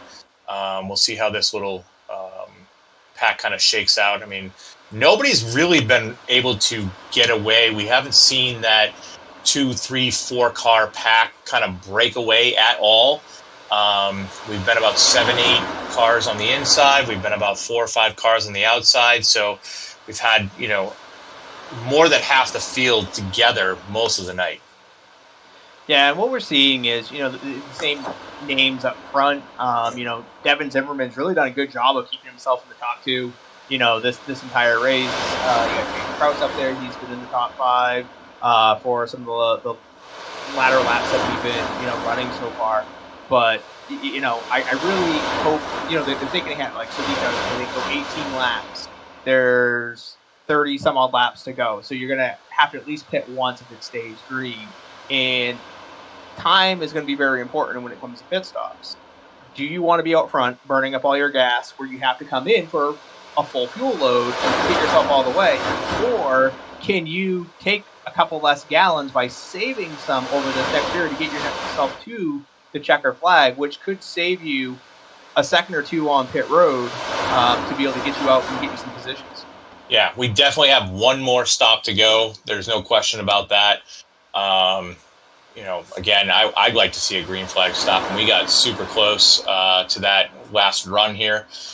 So I expect to kind of see these guys with, we have 30 to go, 29 at the line, I think. If it's me, and Adam, you think about this, is we're 3 wide down the backstretch here. Maybe pay window's about to open, so we'll see about that. But if it's me, I'm maybe just kind of settling down a little bit.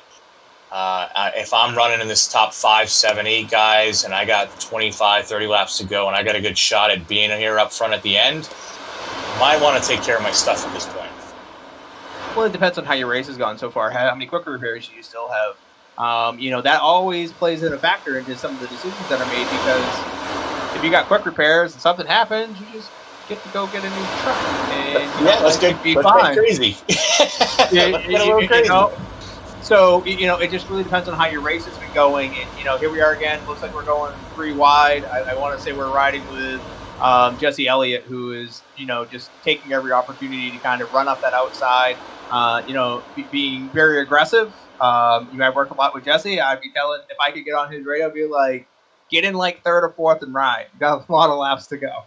That was a nice move, though. That was a great camera shot we just got there, and as he went 3 wide there, but he did a great job and held his line, and that was definitely great to watch. So I have a feeling we're going to see some pretty good racing as we head down here. I believe there's a lap car up at the wall. Should have no issues with it up there. It's a great place to catch a lap car, especially on the outside there. So. Yeah, you want them on the outside if at all possible. It's probably the best place you to be able to do it. You definitely don't want to be 3 wide with them in the tri-oval. That's the worst place to do it. Yeah, and the problem is the guys on the inside, they know they need to move up, but there is absolutely zero room to do it. So that's what we were talking about before, where that lap car has to recognize the fact that I just need to get the heck out of the way. I'll pull down below the yellow line. I'll get down on the apron. I'll do what I need to do, but I just got to get out of the way and not affect the race in a negative way. Yeah, absolutely. And again, we're really seeing some good racing here tonight.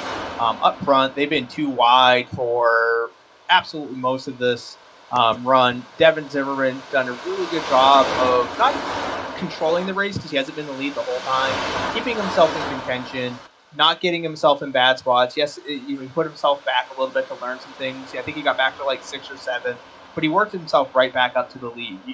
He's showing that he's really strong up front. He's shown that he can make some moves if he needs to later on. And this is the first time all night we've seen more cars lined up on the outside than we've seen on the inside. And I wonder if we're going to see that outside line make any hay here. Get a little squirrely coming out of the tri-oval, but this is the first time we've either seen an equal amount of cars or more cars on the outside, but it looks like it hasn't made much of a difference at all. So one of the things, I'm going to put this out there because some of these drivers can come back, they're going to watch the replay of this, right? They want to see what we're talking about, what they can learn, see how they race. Like, everybody wants to be able to do that. One of the tricks, to being able to do this is we see Jesse Elliott, use the outside line, get the lead, and then, and pop himself back down. It's actually a higher line. You can actually run closer to the wall and be actually faster in the second group. It's really in the third group because you have so much momentum down the straightaways. Yeah, I haven't seen anybody run up near the wall. And if it's me, I'm probably staying in that line too. I get very nervous as I'm not one of those high, wide, and handsome guys. I can't get up on that wall. I get a little squirrely up there, and I definitely, I'll put a big old stripe on the car for sure. So, and we see that's exactly what the lap car is supposed to do. Pulls down, gets out of the way, doesn't affect the race. I don't know who that is, but that's absolutely perfect. You appreciate the fact that, listen, you're probably not going to win this race. You're not in contention, but the other part of it is you're being respectful to your other competitors. And I think that's a big thing about what this league is about. And that was good to see right there on the backstretch.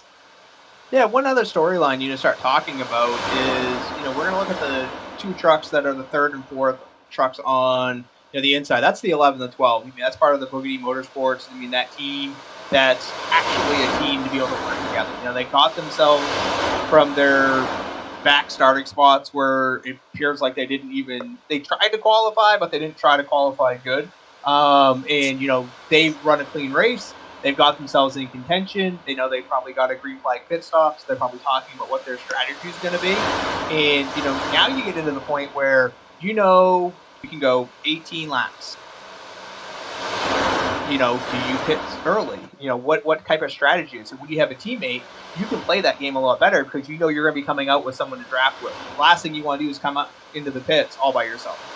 Assuming no green-white checkered, we're about 5 or 6 laps from that last fuel window being open. And also depending on where you are kind of in this draft, obviously the guys out front are burning more fuel, with the guys behind are running 3/4, half throttle sometimes. So you wonder if those guys say, hey, listen, we can stay out an extra lap. We can stay out an extra 2 laps. So I would love to hear what's going on in their radios right now. But some strategies, I hope are going to start playing out here. Again, everybody's kind of moved down to the inside. We have those 3-4 cars on the outside, 3 cars, maintaining pace. But we have, 6 cars lined up on the inside. And if you're thinking, I don't know about you, Adam, but if I'm back there 4th, 5th in line on that inside and we're coming to, 20, 22 to go here, I got to start thinking about what I'm going to do. Yeah, they just rolled up on a lap truck there, and that just jumbled off the entire, lead pack. They came up, the lead truck, the lap truck was on the inside going into the one turn, and as they started just kind of scattering around, they did a great job. Everyone did a great job avoiding it, but it really messed up the momentum and, the pacing that the entire field had going. Yeah, Jesse Elliott and Zimmerman, and I can't know, looks like Kraus is there in second. Those 3 have kind of, that's the most anybody's checked out all night. Those 4 cars that are lined up right there. So if I'm them, and I know, I'm probably 7-8 laps away from green flag stop, I'm going to try to stay as tight as I can. But apparently, they don't have that idea, because whoever's in 4th is going to try to go on the outside and maybe get some help. I don't know if anybody's going to go up there with them or not, and we'll see how that shakes out. Yeah, that's probably not going to work out, for them, because that second pack is going to be coming right up. And you're going to get Devin Zimmerman, who I think is the 5th. He's going to come up and be that, 4th truck on the inside line. And I just think it's going to take a little bit longer for the outside line to regroup and start getting that momentum going, because it looks like the inside 3 have really got a good run, to be able to stay there. Yeah, I was interested to see if that 4th place car could have kind of cleared the outside guys and maybe hopped up there, but it doesn't look like that was going to happen. No, the drafting here, these are some of the best vehicles to draft with. The only thing that drafts better, I think, is the ARCA cars, but then you can't touch bumpers without absolutely 100% crashing the person that you're touching. Yeah, you should probably write a little paragraph on that and post it on every iRacing forum that there is. People don't realize that the ARCA cars are not stable at all. So, man, we got some very interesting racing up here. We got 2x2, 3 back, and they're kind of wiggling around a little bit. Obviously, fuel load is getting a little lower. Cars are getting a little lighter, getting a little looser. So we'll see how this kind of goes down here as we have a big wreck and taking out the leader. Yep. And we got Heberted all over the place. Yeah, it really looked like the initial contact. Well, hopefully we'll see it in a replay. Was really with the 2nd and 3rd place truck. Yep. And what ended up happening is, Jesse Elliott, the lead, innocent bystander, when the truck on the outside got touched in the left rear quarter panel, came down. Again, when you get touched in the right rear, you're turning right and you're going to the wall.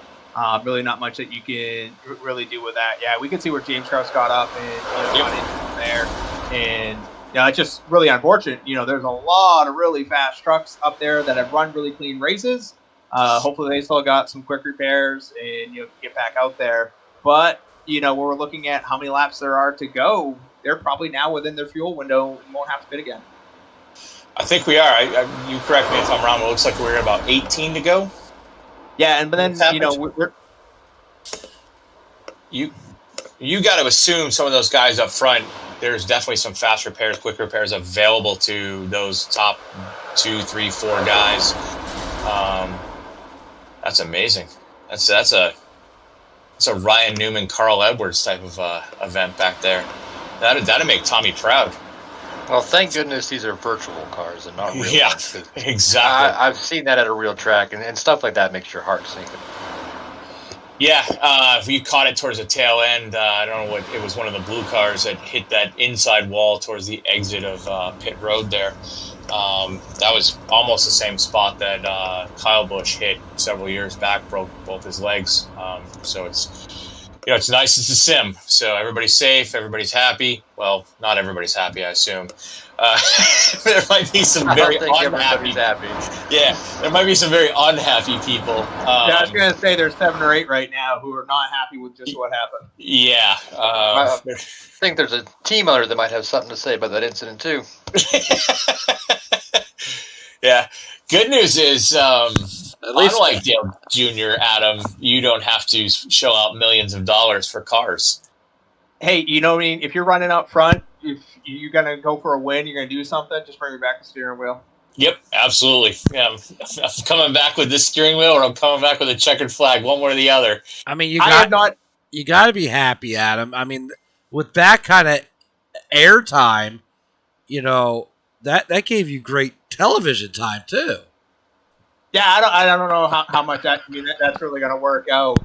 That's what's so great about like racing, like as a sport, because you can go out there, you can really push the limits thing. You're part stunt person in the real world. You're out there, you're doing things, you're a competitor. You can be respectful and friendly with those around you. But at the end of the day, there's an ego component to it. You want to win, and and you're out there, you're trying to do it. You put yourself in a good place to do it. I'm generally happy with. For me personally, just having a shot at the win is usually makes me happy. Whether I get it or not, that doesn't bother me. I just want to know I had a shot at it. So it looks like we may get Christmas in April. That's awesome. I'm going to say we're going to go back to green with about maybe 15 laps here, 16 laps. Definitely no less than 15 for sure, I think, or no more than 15. Yeah, so, if they go 1 to go next time by, that'll be 16 to go, so they'll get the green with 15 to go. Yeah. And it's one of the things, like kind of looking at it is, we've got the 6 trucks that we're able to see here right now. Where's the rest of the pack? Are they spending that time? Are they out of quick repairs? Have people gone through and burned all that, and now they're sitting on pit road trying to get their trucks as good as they possibly can? Will we be able to have a 12, 13 truck pack? Will it only be 6 or 7 trucks that can keep pace now? And that'll just change the complexity of everything, how you draft and how you move. Yeah, I mean, obviously we've had a big shakeup up front here. And like I said, I think those front guys more than likely had a quick repair left. So I would say Zimmerman did for sure, because he's been up front and not in anything. Everyone else, it gets a little cloudy there. Yeah. So you wonder, he's been super strong all night. Can he work his way back up through the field with 15, 16 laps to go? I mean, it doesn't sound like a lot, but on a super speedway this size, that's a lot of time. And as you know, in the draft, Adam, you can make up 3-4 positions out of whack. Well, and I think Zimmerman's strong enough to be able to do something, pretty impressive and get a good finish out of it. But I'm going to be looking at the Boogity Motorsports. They're 2nd and 4th. The 2 trucks on the outside already lined up on the restart. You know where they're going, and it's with each other. Oh, yeah. There's no question in my mind. Those 2 are going to hook up nose to tail and probably stay that way all the way to the end of this race. So, interesting to see who's in 3rd behind them. Can you see that? It looks like it's Sean Warab. Okay. Right? And I believe he's new to our league, correct? Yes, he is. So good for him. I mean, it's good to see some new people up front there. As the pace truck kind of ducks down here. Looks like a nice clean restart here. Though if I'm that guy in front there, I might not want to be jumping out quite that far. I would think that 11 and 12 are going to gobble that guy up pretty fast. So well, it's actually looking like the inside line. Devin Zimmerman's right there behind them. Getting a good push happening. It's really going to come down to what the 6th, 7th place truck do. Where are they going to line up to get that energy going out of the gate?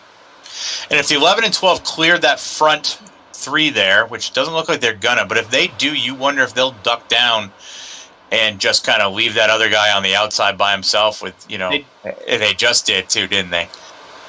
Yep, that's exactly what I would have done, Adam. I don't know about you, but, I would have, there wasn't enough momentum behind me. And if I got my teammate behind me and I can clear that front line, I probably would have done exactly the same thing. Well, and that's the hard part when you have a teammate, right? Like, you're the leader, right? You got enough. You can jump down, but you have to get that extra distance to be able to help your teammates get along with you, because if you get separated, now you don't know what that next person's going to do in the latter stages of the race, and are they going to help you, where you want that teammate right now. We did it last night, the TDR versus Panowski Nation. When we were lined up 1, 2, 3, even though they had 5 or 6 cars, it wasn't enough to get them to where they needed to, because we were committed to each other. It looks like we got a crash going into the 3-turn down the backstretch. Oh, boy. So now we got those guys lined up 1 and 2, so they're going to be, inside, outside, so you wonder if one gives the other one a little bit of a break to come down or get in, get in line with them. So we'll see how this restart goes. I don't imagine, unless you're going for a quick repair or trying to get some tires in the pits there, whatever, because you're way in the back, and see what you can make hay with. Maybe about 10 to go here. We should have about a 8 to 10 lap shootout here to finish this race up. So good news is I don't think that didn't involve anybody of our front group, correct?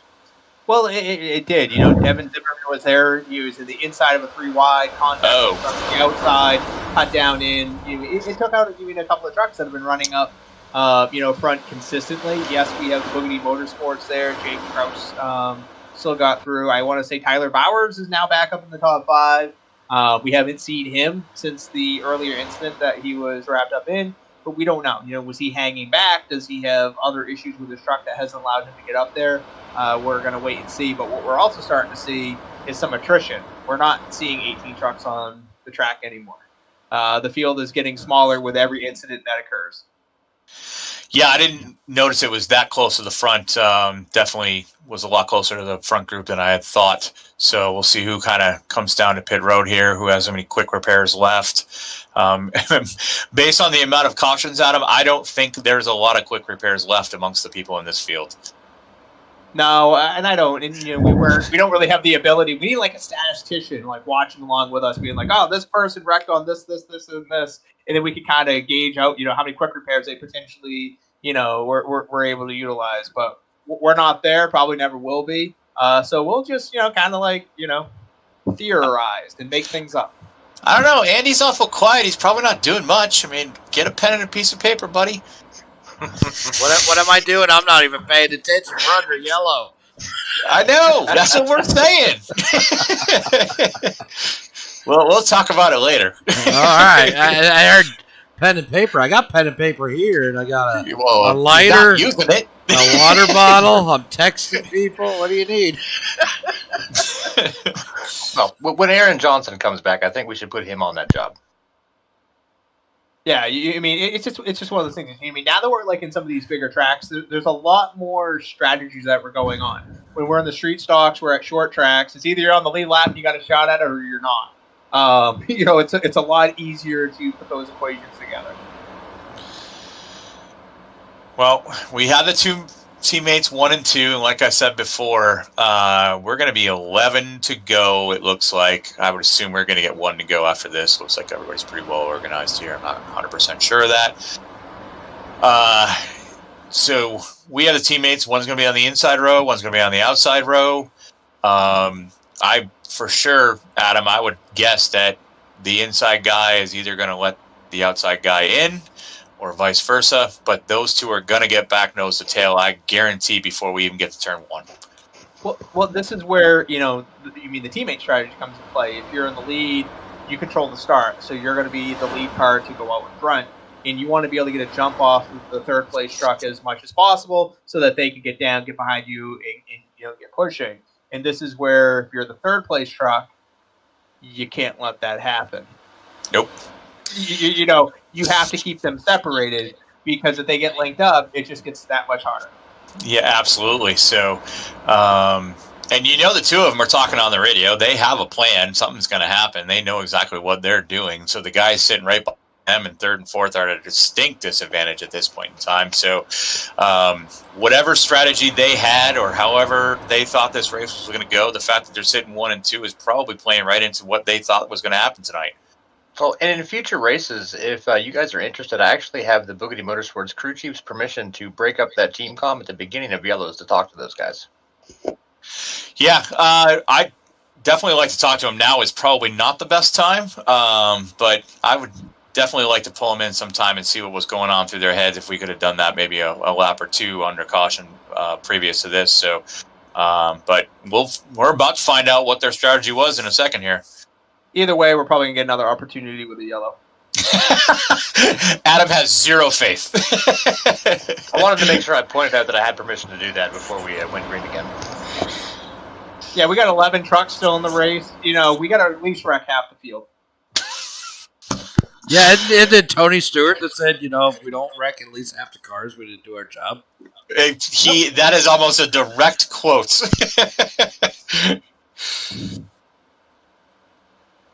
Good gracious. Okay. That was kind of interesting. That was the signal. That was the signal. I'm going to come up right on your door.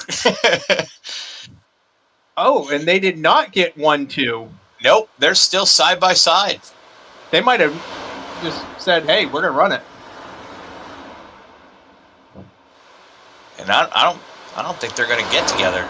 Maybe I can't really tell from this angle. I know we're 3 wide right now. Yeah, we're 3 wide up front.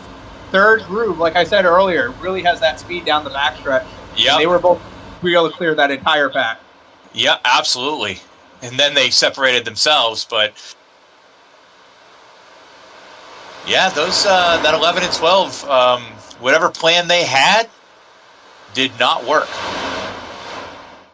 Yeah, I don't know if it was the plan or the execution part of it. We might want to talk to them, after the race, depending on how their night ended up going. Here we are. We're late in the run. We got a big shuffle up in the front. We got some names up there we haven't even really talked about. And we're under 10 to go, and we got a real race on our hands. Yeah, that was definitely an interesting restart. I don't know about you, Adam, but that was not something I expected at all. As the two teammates there, they kind of dropped back. They're running third and fourth inside line as we're 3 wide going into the corner here. Hopefully someone kind of sorts this thing out. It looks like they're holding it okay. Guy in the middle, I don't know who that is, but he did an awesome job holding his line right there in the middle, got right back in line on the outside.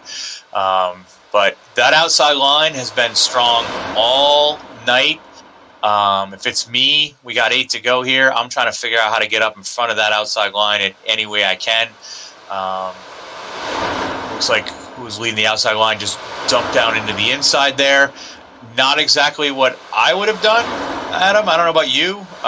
Just based on what we've seen all night, I probably would have stayed on the outside. I for sure would have stayed on the outside from what I've seen. He had Devin Zimmerman behind him. He's been one of the best pushers all night long. And he's been consistent with pushing people. He hasn't really hung them out a little bit. He did there on the last caution. We had that 3 wide issue, going down the backstretch. But he's been strong. He's been up front. The truck that you mentioned earlier, the red and white one, the Cornflakes car, the Terry Labonte's team, that's Tyler Bowers.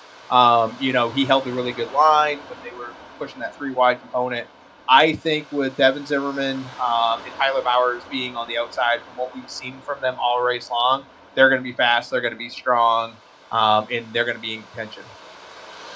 Yeah, again, we look at that outside line. There's only 3 cars out there. Oftentimes with that red and white car kind of getting out of line a little bit, getting a little, I don't know if he's loose or he's trying to. Oh boy, we got a wreck on the backstretch here. So, no, had no idea that we would be crashing still at this point. Yeah, didn't call that at all, Adam. I don't see the teammates there. I don't think you're going to want to talk to them now. Nope, probably not. Yeah, that did not go well. I don't think that was all teammates. All right. And that's the hard part about it is, we're going down the backstretch, and they're just the trucks. They just wiggle around, and what we saw is, the truck there, the black and white one. I don't know who exactly that is. I can't see from the way my screen shows. You see how they wiggle, and they're just in contact, and then just got too low, and then the truck behind them is just on the corner of the rear bumper, and it just turns them around. You can't touch any of that rear quarter panel at all. Left, right, doesn't matter. If the second you touch it, that truck's going in the opposite direction. Well, I'll tell you, next week, we got to get you guys some better seats so you can actually see what's going on down here. Or just some glasses, maybe.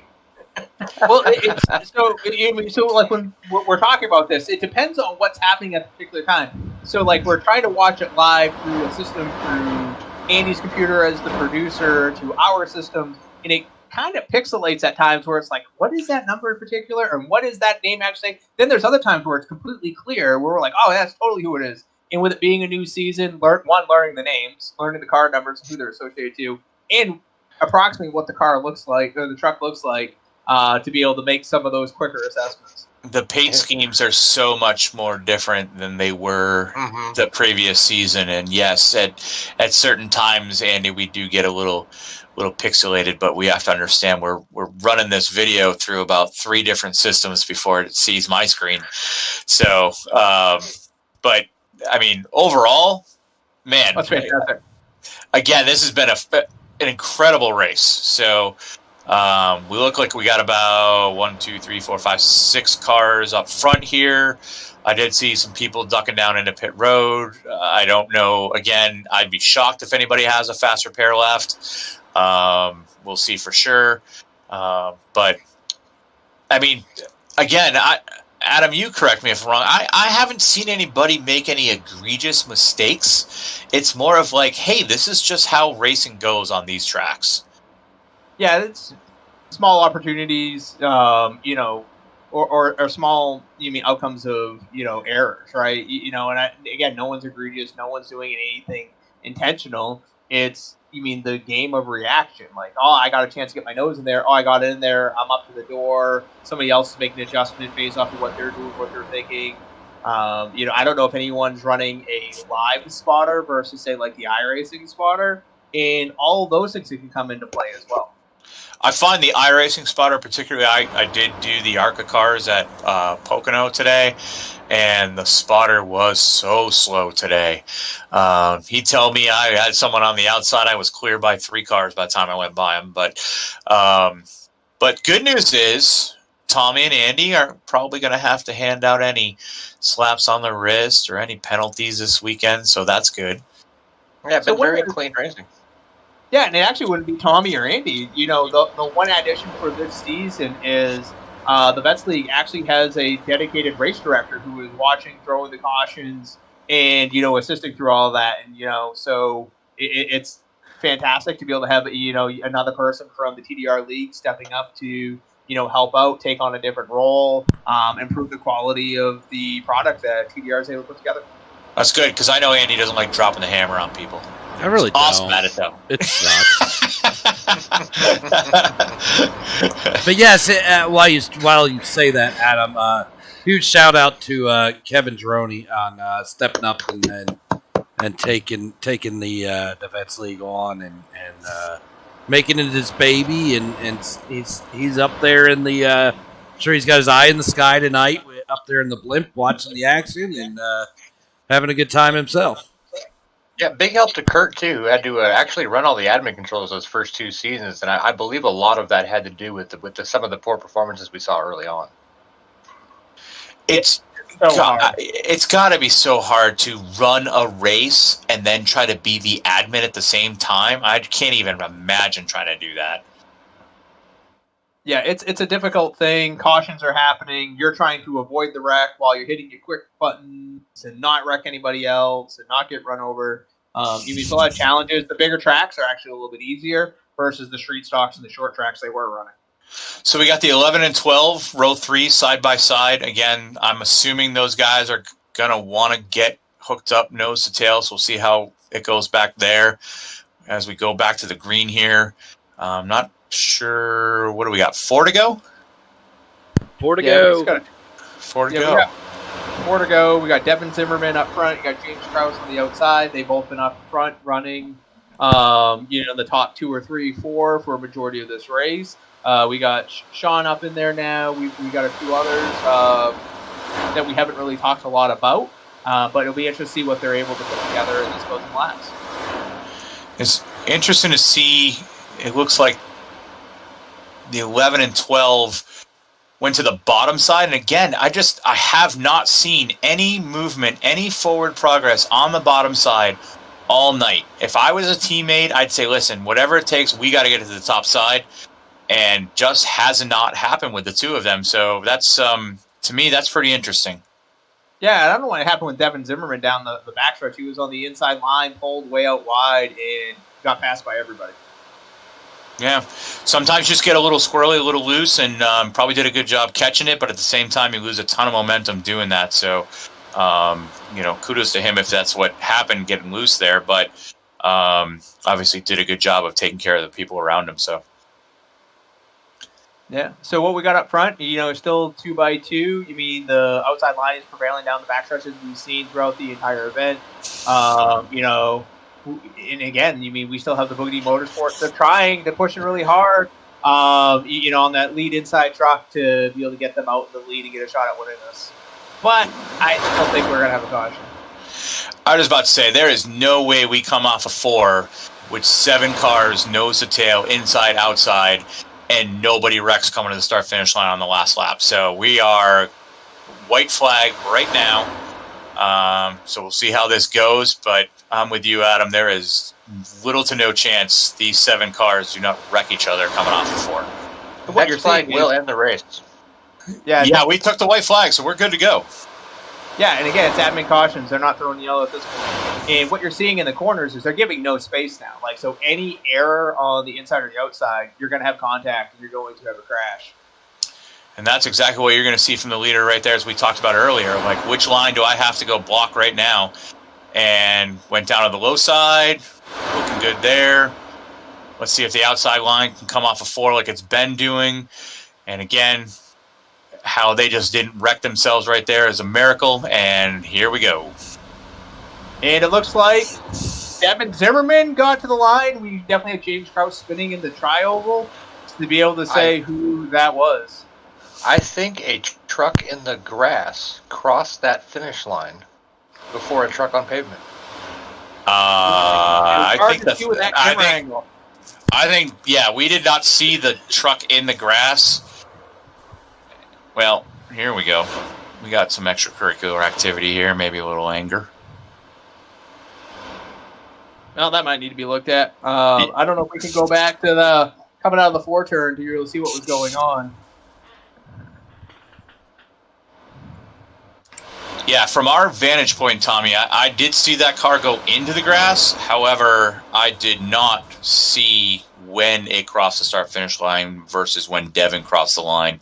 Devin definitely was the first car on pavement to go over that track or go over that line.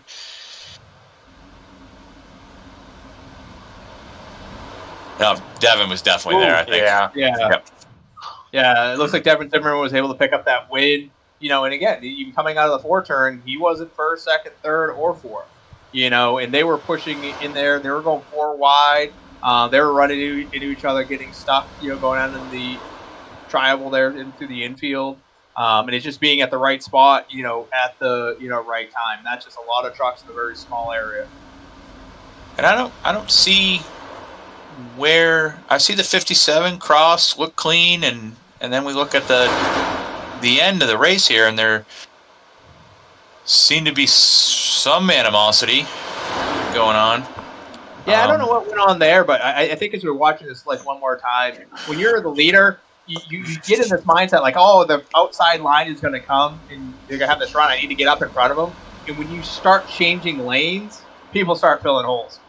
And you're actually better off just saying, I made my bed, I'm on the inside, I'm just going to stay here, and I got to ride this out, rather than like, oh, I can jump up, but then I got to come back down. When you're doing that, you're scrubbing off speed, you're slowing down, and you're going to get run over, or someone's going to fill a hole. It looked like one of the, I don't know which car it was, but looked like it hit the wall, coming out of 4 almost to the beginning of pit road, where the 2 or 3 guys around him started getting a little squirrely. He actually did a great job coming off the wall. He didn't hit anybody, but they were all kind of coming to the finish here, and I don't know if they thought he was going to come down and kind of made an evasive move in anticipation of something happening, but did not happen. So, the ending happened exactly how it happens pretty much every super speedway race we've probably seen in the last decade. So, iRacing, NASCAR, Xfinity, trucks, doesn't matter. It's going to pretty much end the same way every single time. So we talked to Devin earlier, and we asked him if he was going to win. I think it's time to talk to him again and see how he felt coming down out of that turn 4 there. I agree, and keep in mind as I bring him in here, guys, this is the guy that made a statement that last race of season 2. Hey, Devin, this is Tommy up in the booth. You got a read on us? Yeah, hey guys, how's it going? You pulled it off. How you feeling now? Oh my gosh, that was crazy last lap. So we want to know, when you were coming out of the 4 turn, were your eyes open or were they just closed and you just pointed the truck? Oh, they were open. They were wide open. So I didn't want to lead coming to the white flag. You don't want to be in the lead. That's the worst place to be.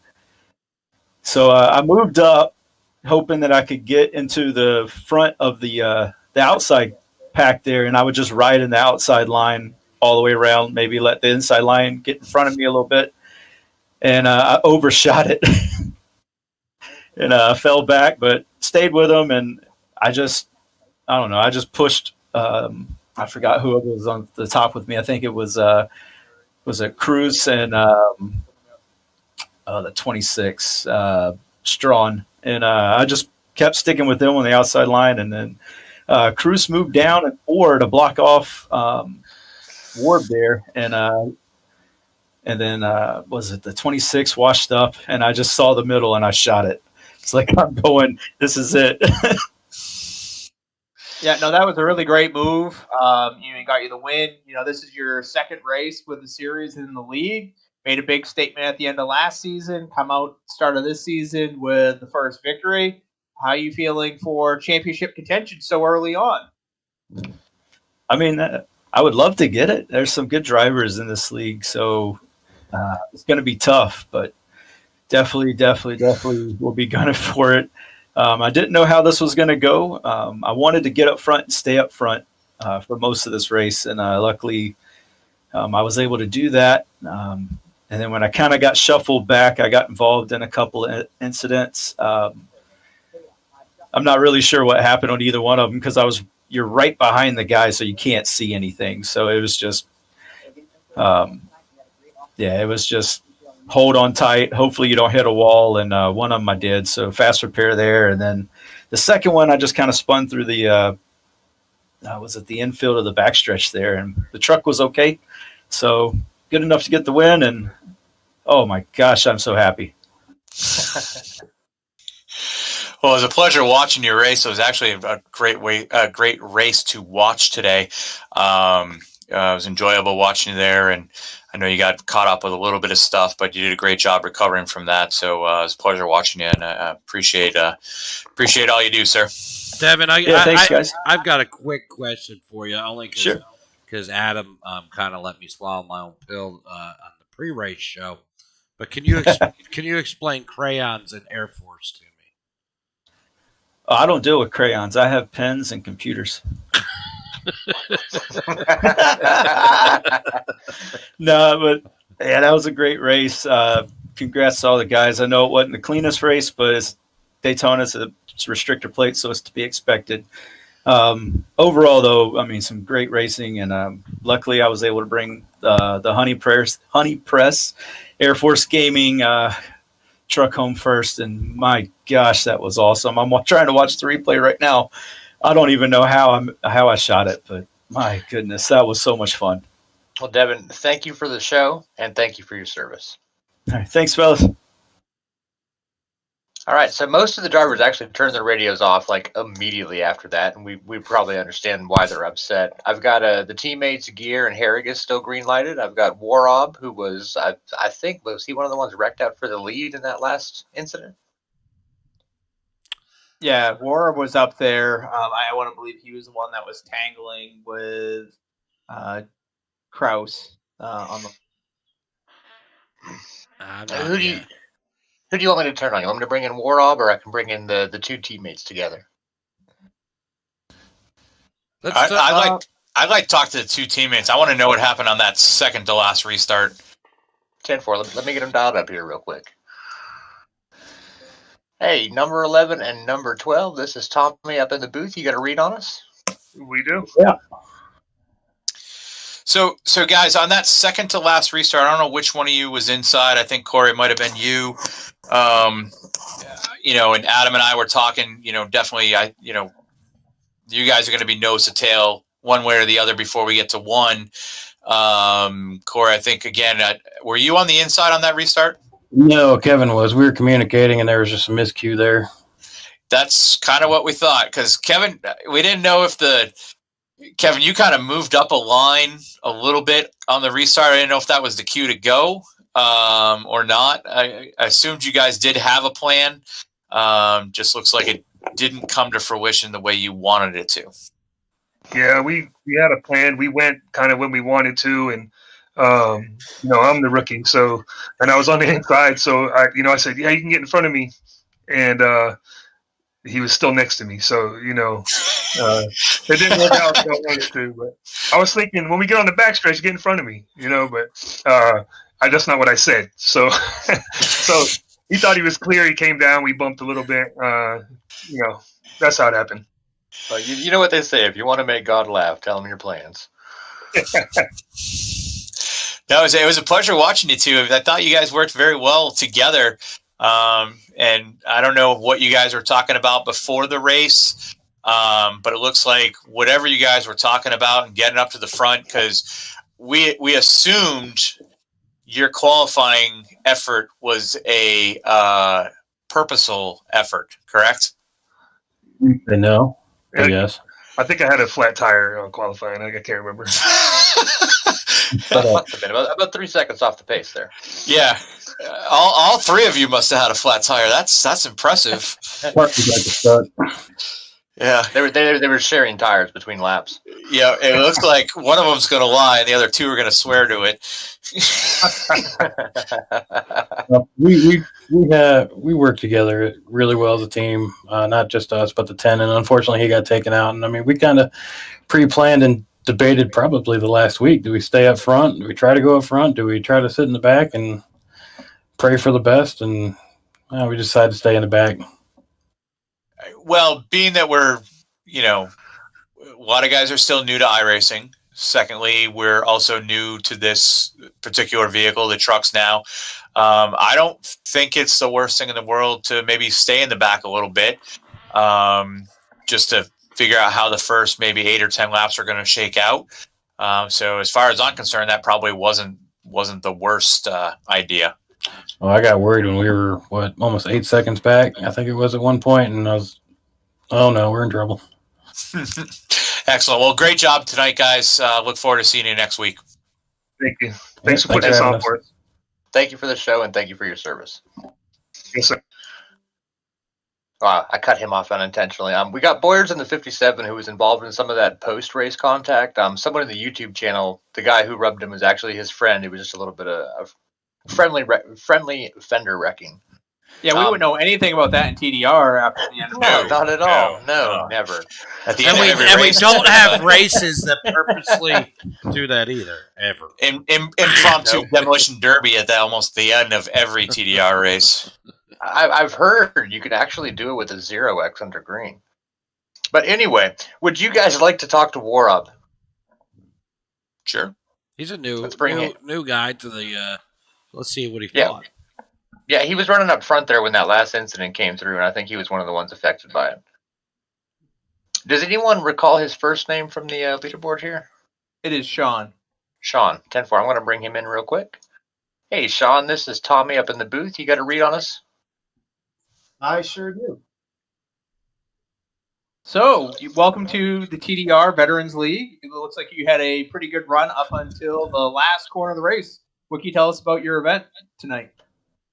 First and foremost, I wanted to apologize for the wreck I caused trying to get on the pit road. That was horrible. I pride myself on clean racing, but coming up, that last lap coming off turn 4, it was great. I thought I had a chance of winning, and then all of a sudden, Devin came up out of nowhere and took that win. So it's great race. I enjoyed the heck out of it. Well, we're glad to have you joining with us here with this Vets League. Really good showing here tonight. Hopefully, you're going to be able to be with us throughout the season and continue to have good, strong runs. Yeah, no, I appreciate it. I appreciate being part of this, and it's definitely a lot of fun. Yes, sir. Thank you for joining the show, and thank you for your service. Thank you.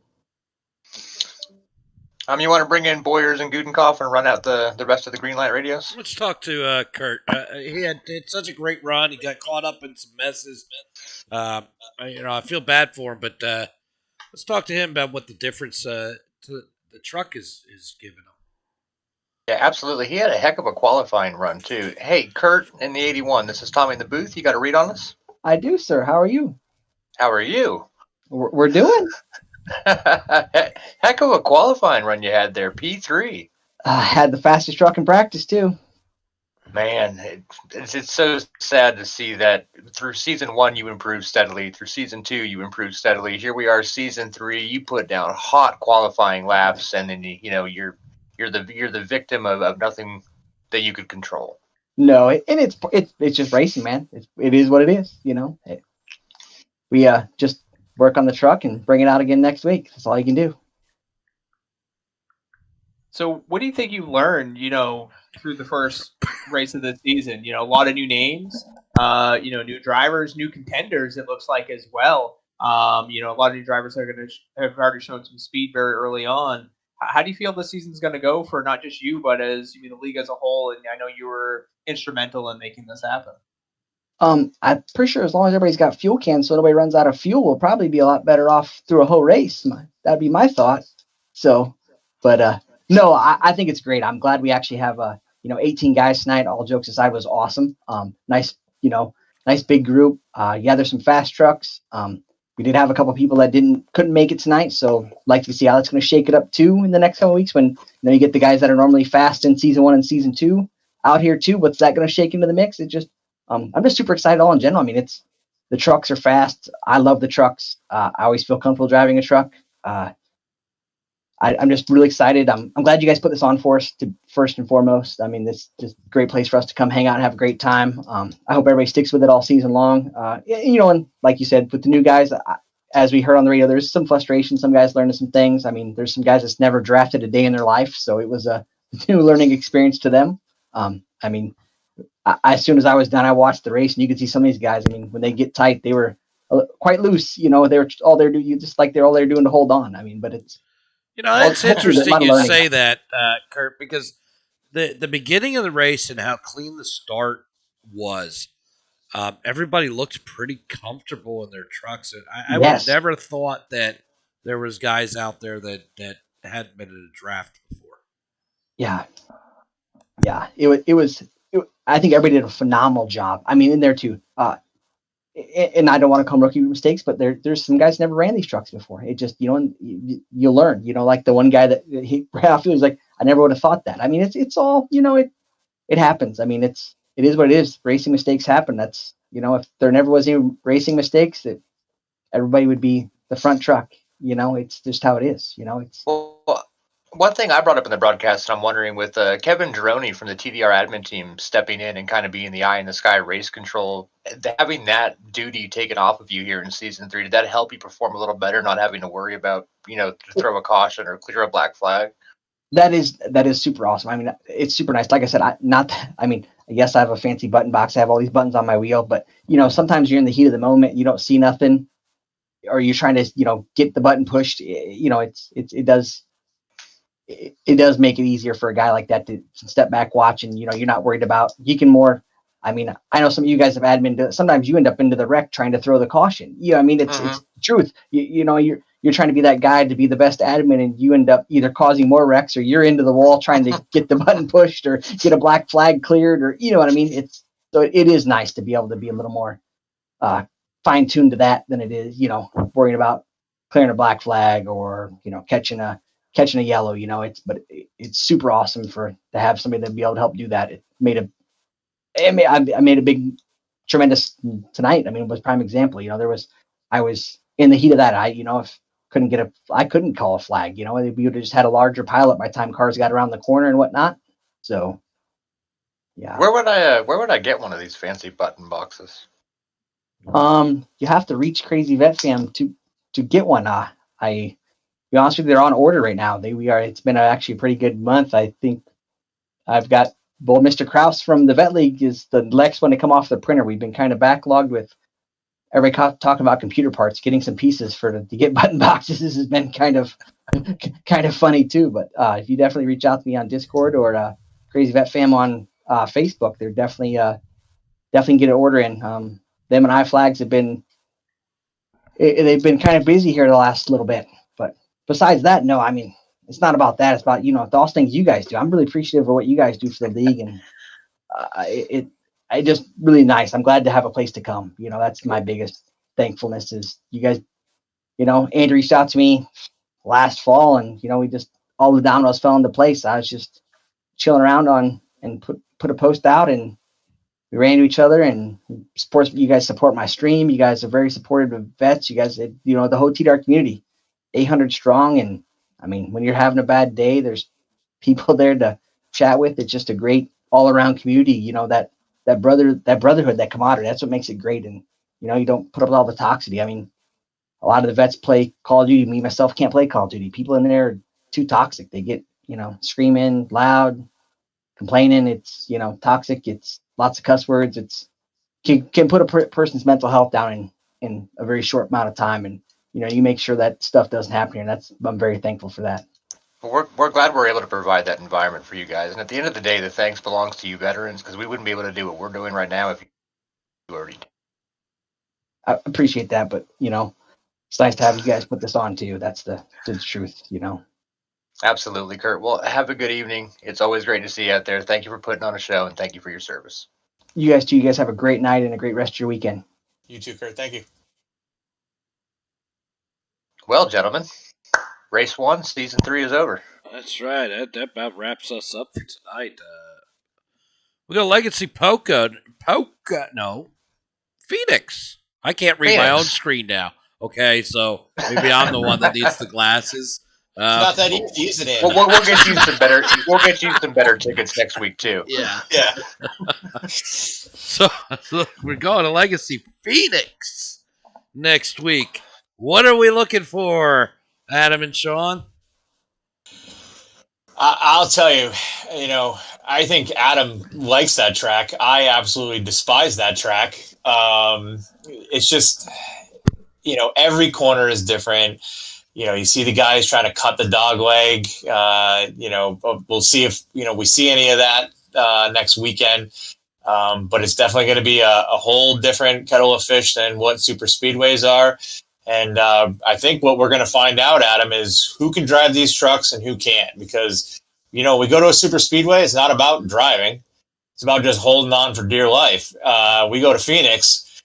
That's going to be about driving. And so we'll see who can drive these trucks and who can't. Yeah, so one of the things you mentioned there is just how different it is. And with this being the legacy one, you don't have the ability to cut off the dog leg because it's just grass and a curb. So that necessarily doesn't work out the best. But when you go down into the one turn, which is now the 3-4 turn, and what people would be used to, the way you have to brake, arc in the corner, get the run up off the corner to make the angle down the dog leg. But the big part of the story for those that are listening to them that are going to be running next week, or those that are going to be watching, it's the outside groove is the big component with that track, especially late in the tire run. If someone is faster than you, they have to be 0.3 of a second faster than you in order to pass you on the inside. So you can actually use the second groove to your advantage. You get those long those big quick runs coming up off the corner, and be very, very hard to pass. Trucking Tuesday with another one of the TDR leagues with this particular truck close out their season there, and it was an incredible finish at the end. We had 5 trucks within just about a second from each other. The closest finish between first and second in the series history, and it was because the truck out front was not the fastest truck. Just no one behind him was quick enough to be able to dive underneath him and get around him. Well, that's awesome, and I'm looking forward to definitely seeing that and seeing who could drive. And then, of course, after that, we're going on. We're doing a little bit of road racing at the Roval. So next two races are going to be a challenge for these guys in these trucks. And as Kurt was telling us, there's guys out here that haven't been in the trucks before. Yeah, and I see a couple Rovals. I see a couple short tracks. We're going back to super speedways. We're returning to USA and Sobo. It's gonna be a very challenging series for these guys to finish out. Absolutely. And then just to make it interesting, we'll just throw in Bristol dirt for ha-has. Yes, exactly. Just like real NASCAR. Yeah, throw in the dirt. So we're doing road racing. We're doing legacy tracks. We're going to Bristol twice. We got the asphalt and the dirt on there. Why not throw in USA? They didn't have enough of that when they ran the street stocks.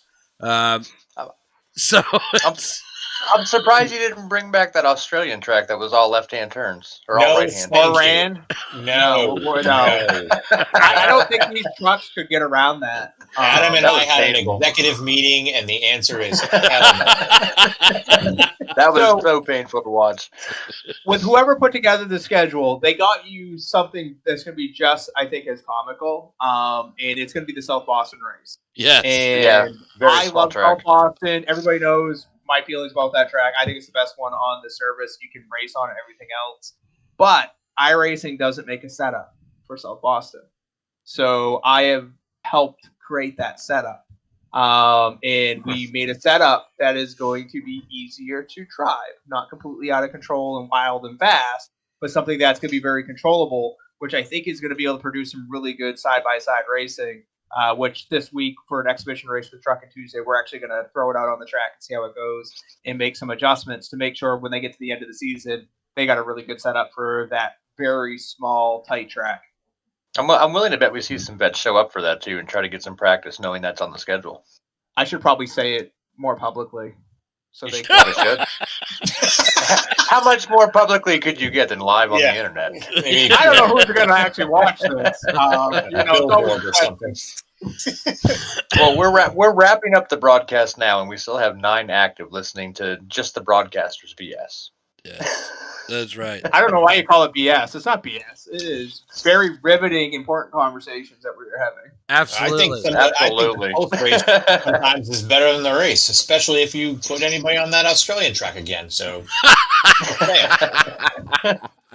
so what we're going to have to do is we're going to have a TDR final award for like what was the best broadcast. So even what race event. Keep that in mind, Andy. Yes, for the award show. Yes, absolutely. Just what Andy wants to do is buy another trophy. Yeah. No, it doesn't need a trophy. It just needs recognition in the video. Where like I don't know if we still have the replay to go back and just grab some snippets of us just pretty much ragging on everybody in the race. Yeah, that Australian race was something else. I almost felt bad about calling that race because there was nothing good to be said. There was not one good thing ever. The only positive element we had was how good Kurt was at mowing grass, I think. And then we did that in Friday Night Lights afterwards, which I skipped. perfectly after calling the race. Yeah, that was a good call, Adam, because you couldn't pay me to race on that track. I don't know if I'd want to race on that track with a real car. That's how stupid that track is. Well, here's the better part about that, about the Friday Night Lights. I clearly remember this now that it's been all brought up. So the Friday Night Lights original setup for that race, the race setup, somehow got put at like night. Well, that thing has no lights. And so before we could get in there and like actually practice, before I got in and practice, there were actually people trying to drive that track in the dark. I vaguely remember going, we put a night race on a track that doesn't have lights. That's coming in Coffee and Cars. That's race number 2 in Coffee and Cars next season, just so you know. Did you set the weather to clear sky, full moon? It is. We're running a Talladega night race in the SR8s, Coffee and Cars, next season, race 2. Yeah, but I heard good things about that. Yes, the headlights is the only thing you've got. So this is why we love the Bets League. Like, don't get me wrong, with the broadcast and the group and everything else. But if you want just sheer fun, you got to come do Coffee and Cars on Sunday morning. Mm-hmm. I would say most of our leagues. I mean, with 13 leagues running weekly now, there's a little something for everybody every night. If you can't find a race that you like in TDR, you are not trying. Well, and that's where Coffee and Cars originally came from. It was, we had just kind of started this TDR thing, and we had people saying, "Oh, I can't race this night, or I can't race that night," and it was trying to get people involved to be able to run the cars that they're missing. So I was like, well, I'll just put together a Sunday league. We'll run all the cars that we're normally running during the week, and we'll run different tracks and all that. Well, now it's turned into like this completely different animal that I have to come up with some wacky stuff to put on that schedule every single season. And man, it's the most enjoyable. I'm with Adam. Most enjoyable, biased, but most enjoyable league we've got on TDR. Yeah, I mean, it started off almost as like a goof, different car, different track. This is what this league is, and like now there's prizes. It's one of the most popular leagues by far, and I think one of the best prizes you can win because it's not something you just put on your shelf. You're getting coffee and a car. Oh, so don't say "and a car" because people are going to hold you accountable to that. Did you not see the flyer? Did you not see the flyer? The flyer for next season. There are prizes on the line. There you can win coffee, real coffee mug, and a real car. Not like your Buick, right? No, not my Buick. Like a nice car. No, the wife's getting the Buick. That's cruel. Just for the record, that car will be 1/64 scale. Oh, now it all makes sense. It'll be real. I was talking to Oprah for a minute. It's a real car. There is a picture of the car on the flyer. All you gotta do is go look. Yeah, and it's probably one of the best Xfinity cars you could possibly get with Noah Gragson. Absolutely. And the only reason I picked it is because it has Black Rifle Coffee on it. Yeah. I would have picked it because he's fast and he fights people. Yeah, it comes with anger management classes. Honestly, if there was a Dunkin' Donuts car, I'd probably have picked that, but there's not. I'm going to try to help Andy with this. Oh, Curtis crashed the booth. Oh my gosh, what's going on? Hello? Kurt? Oh no, he's pulling. Now he doesn't want to talk. Or a minute.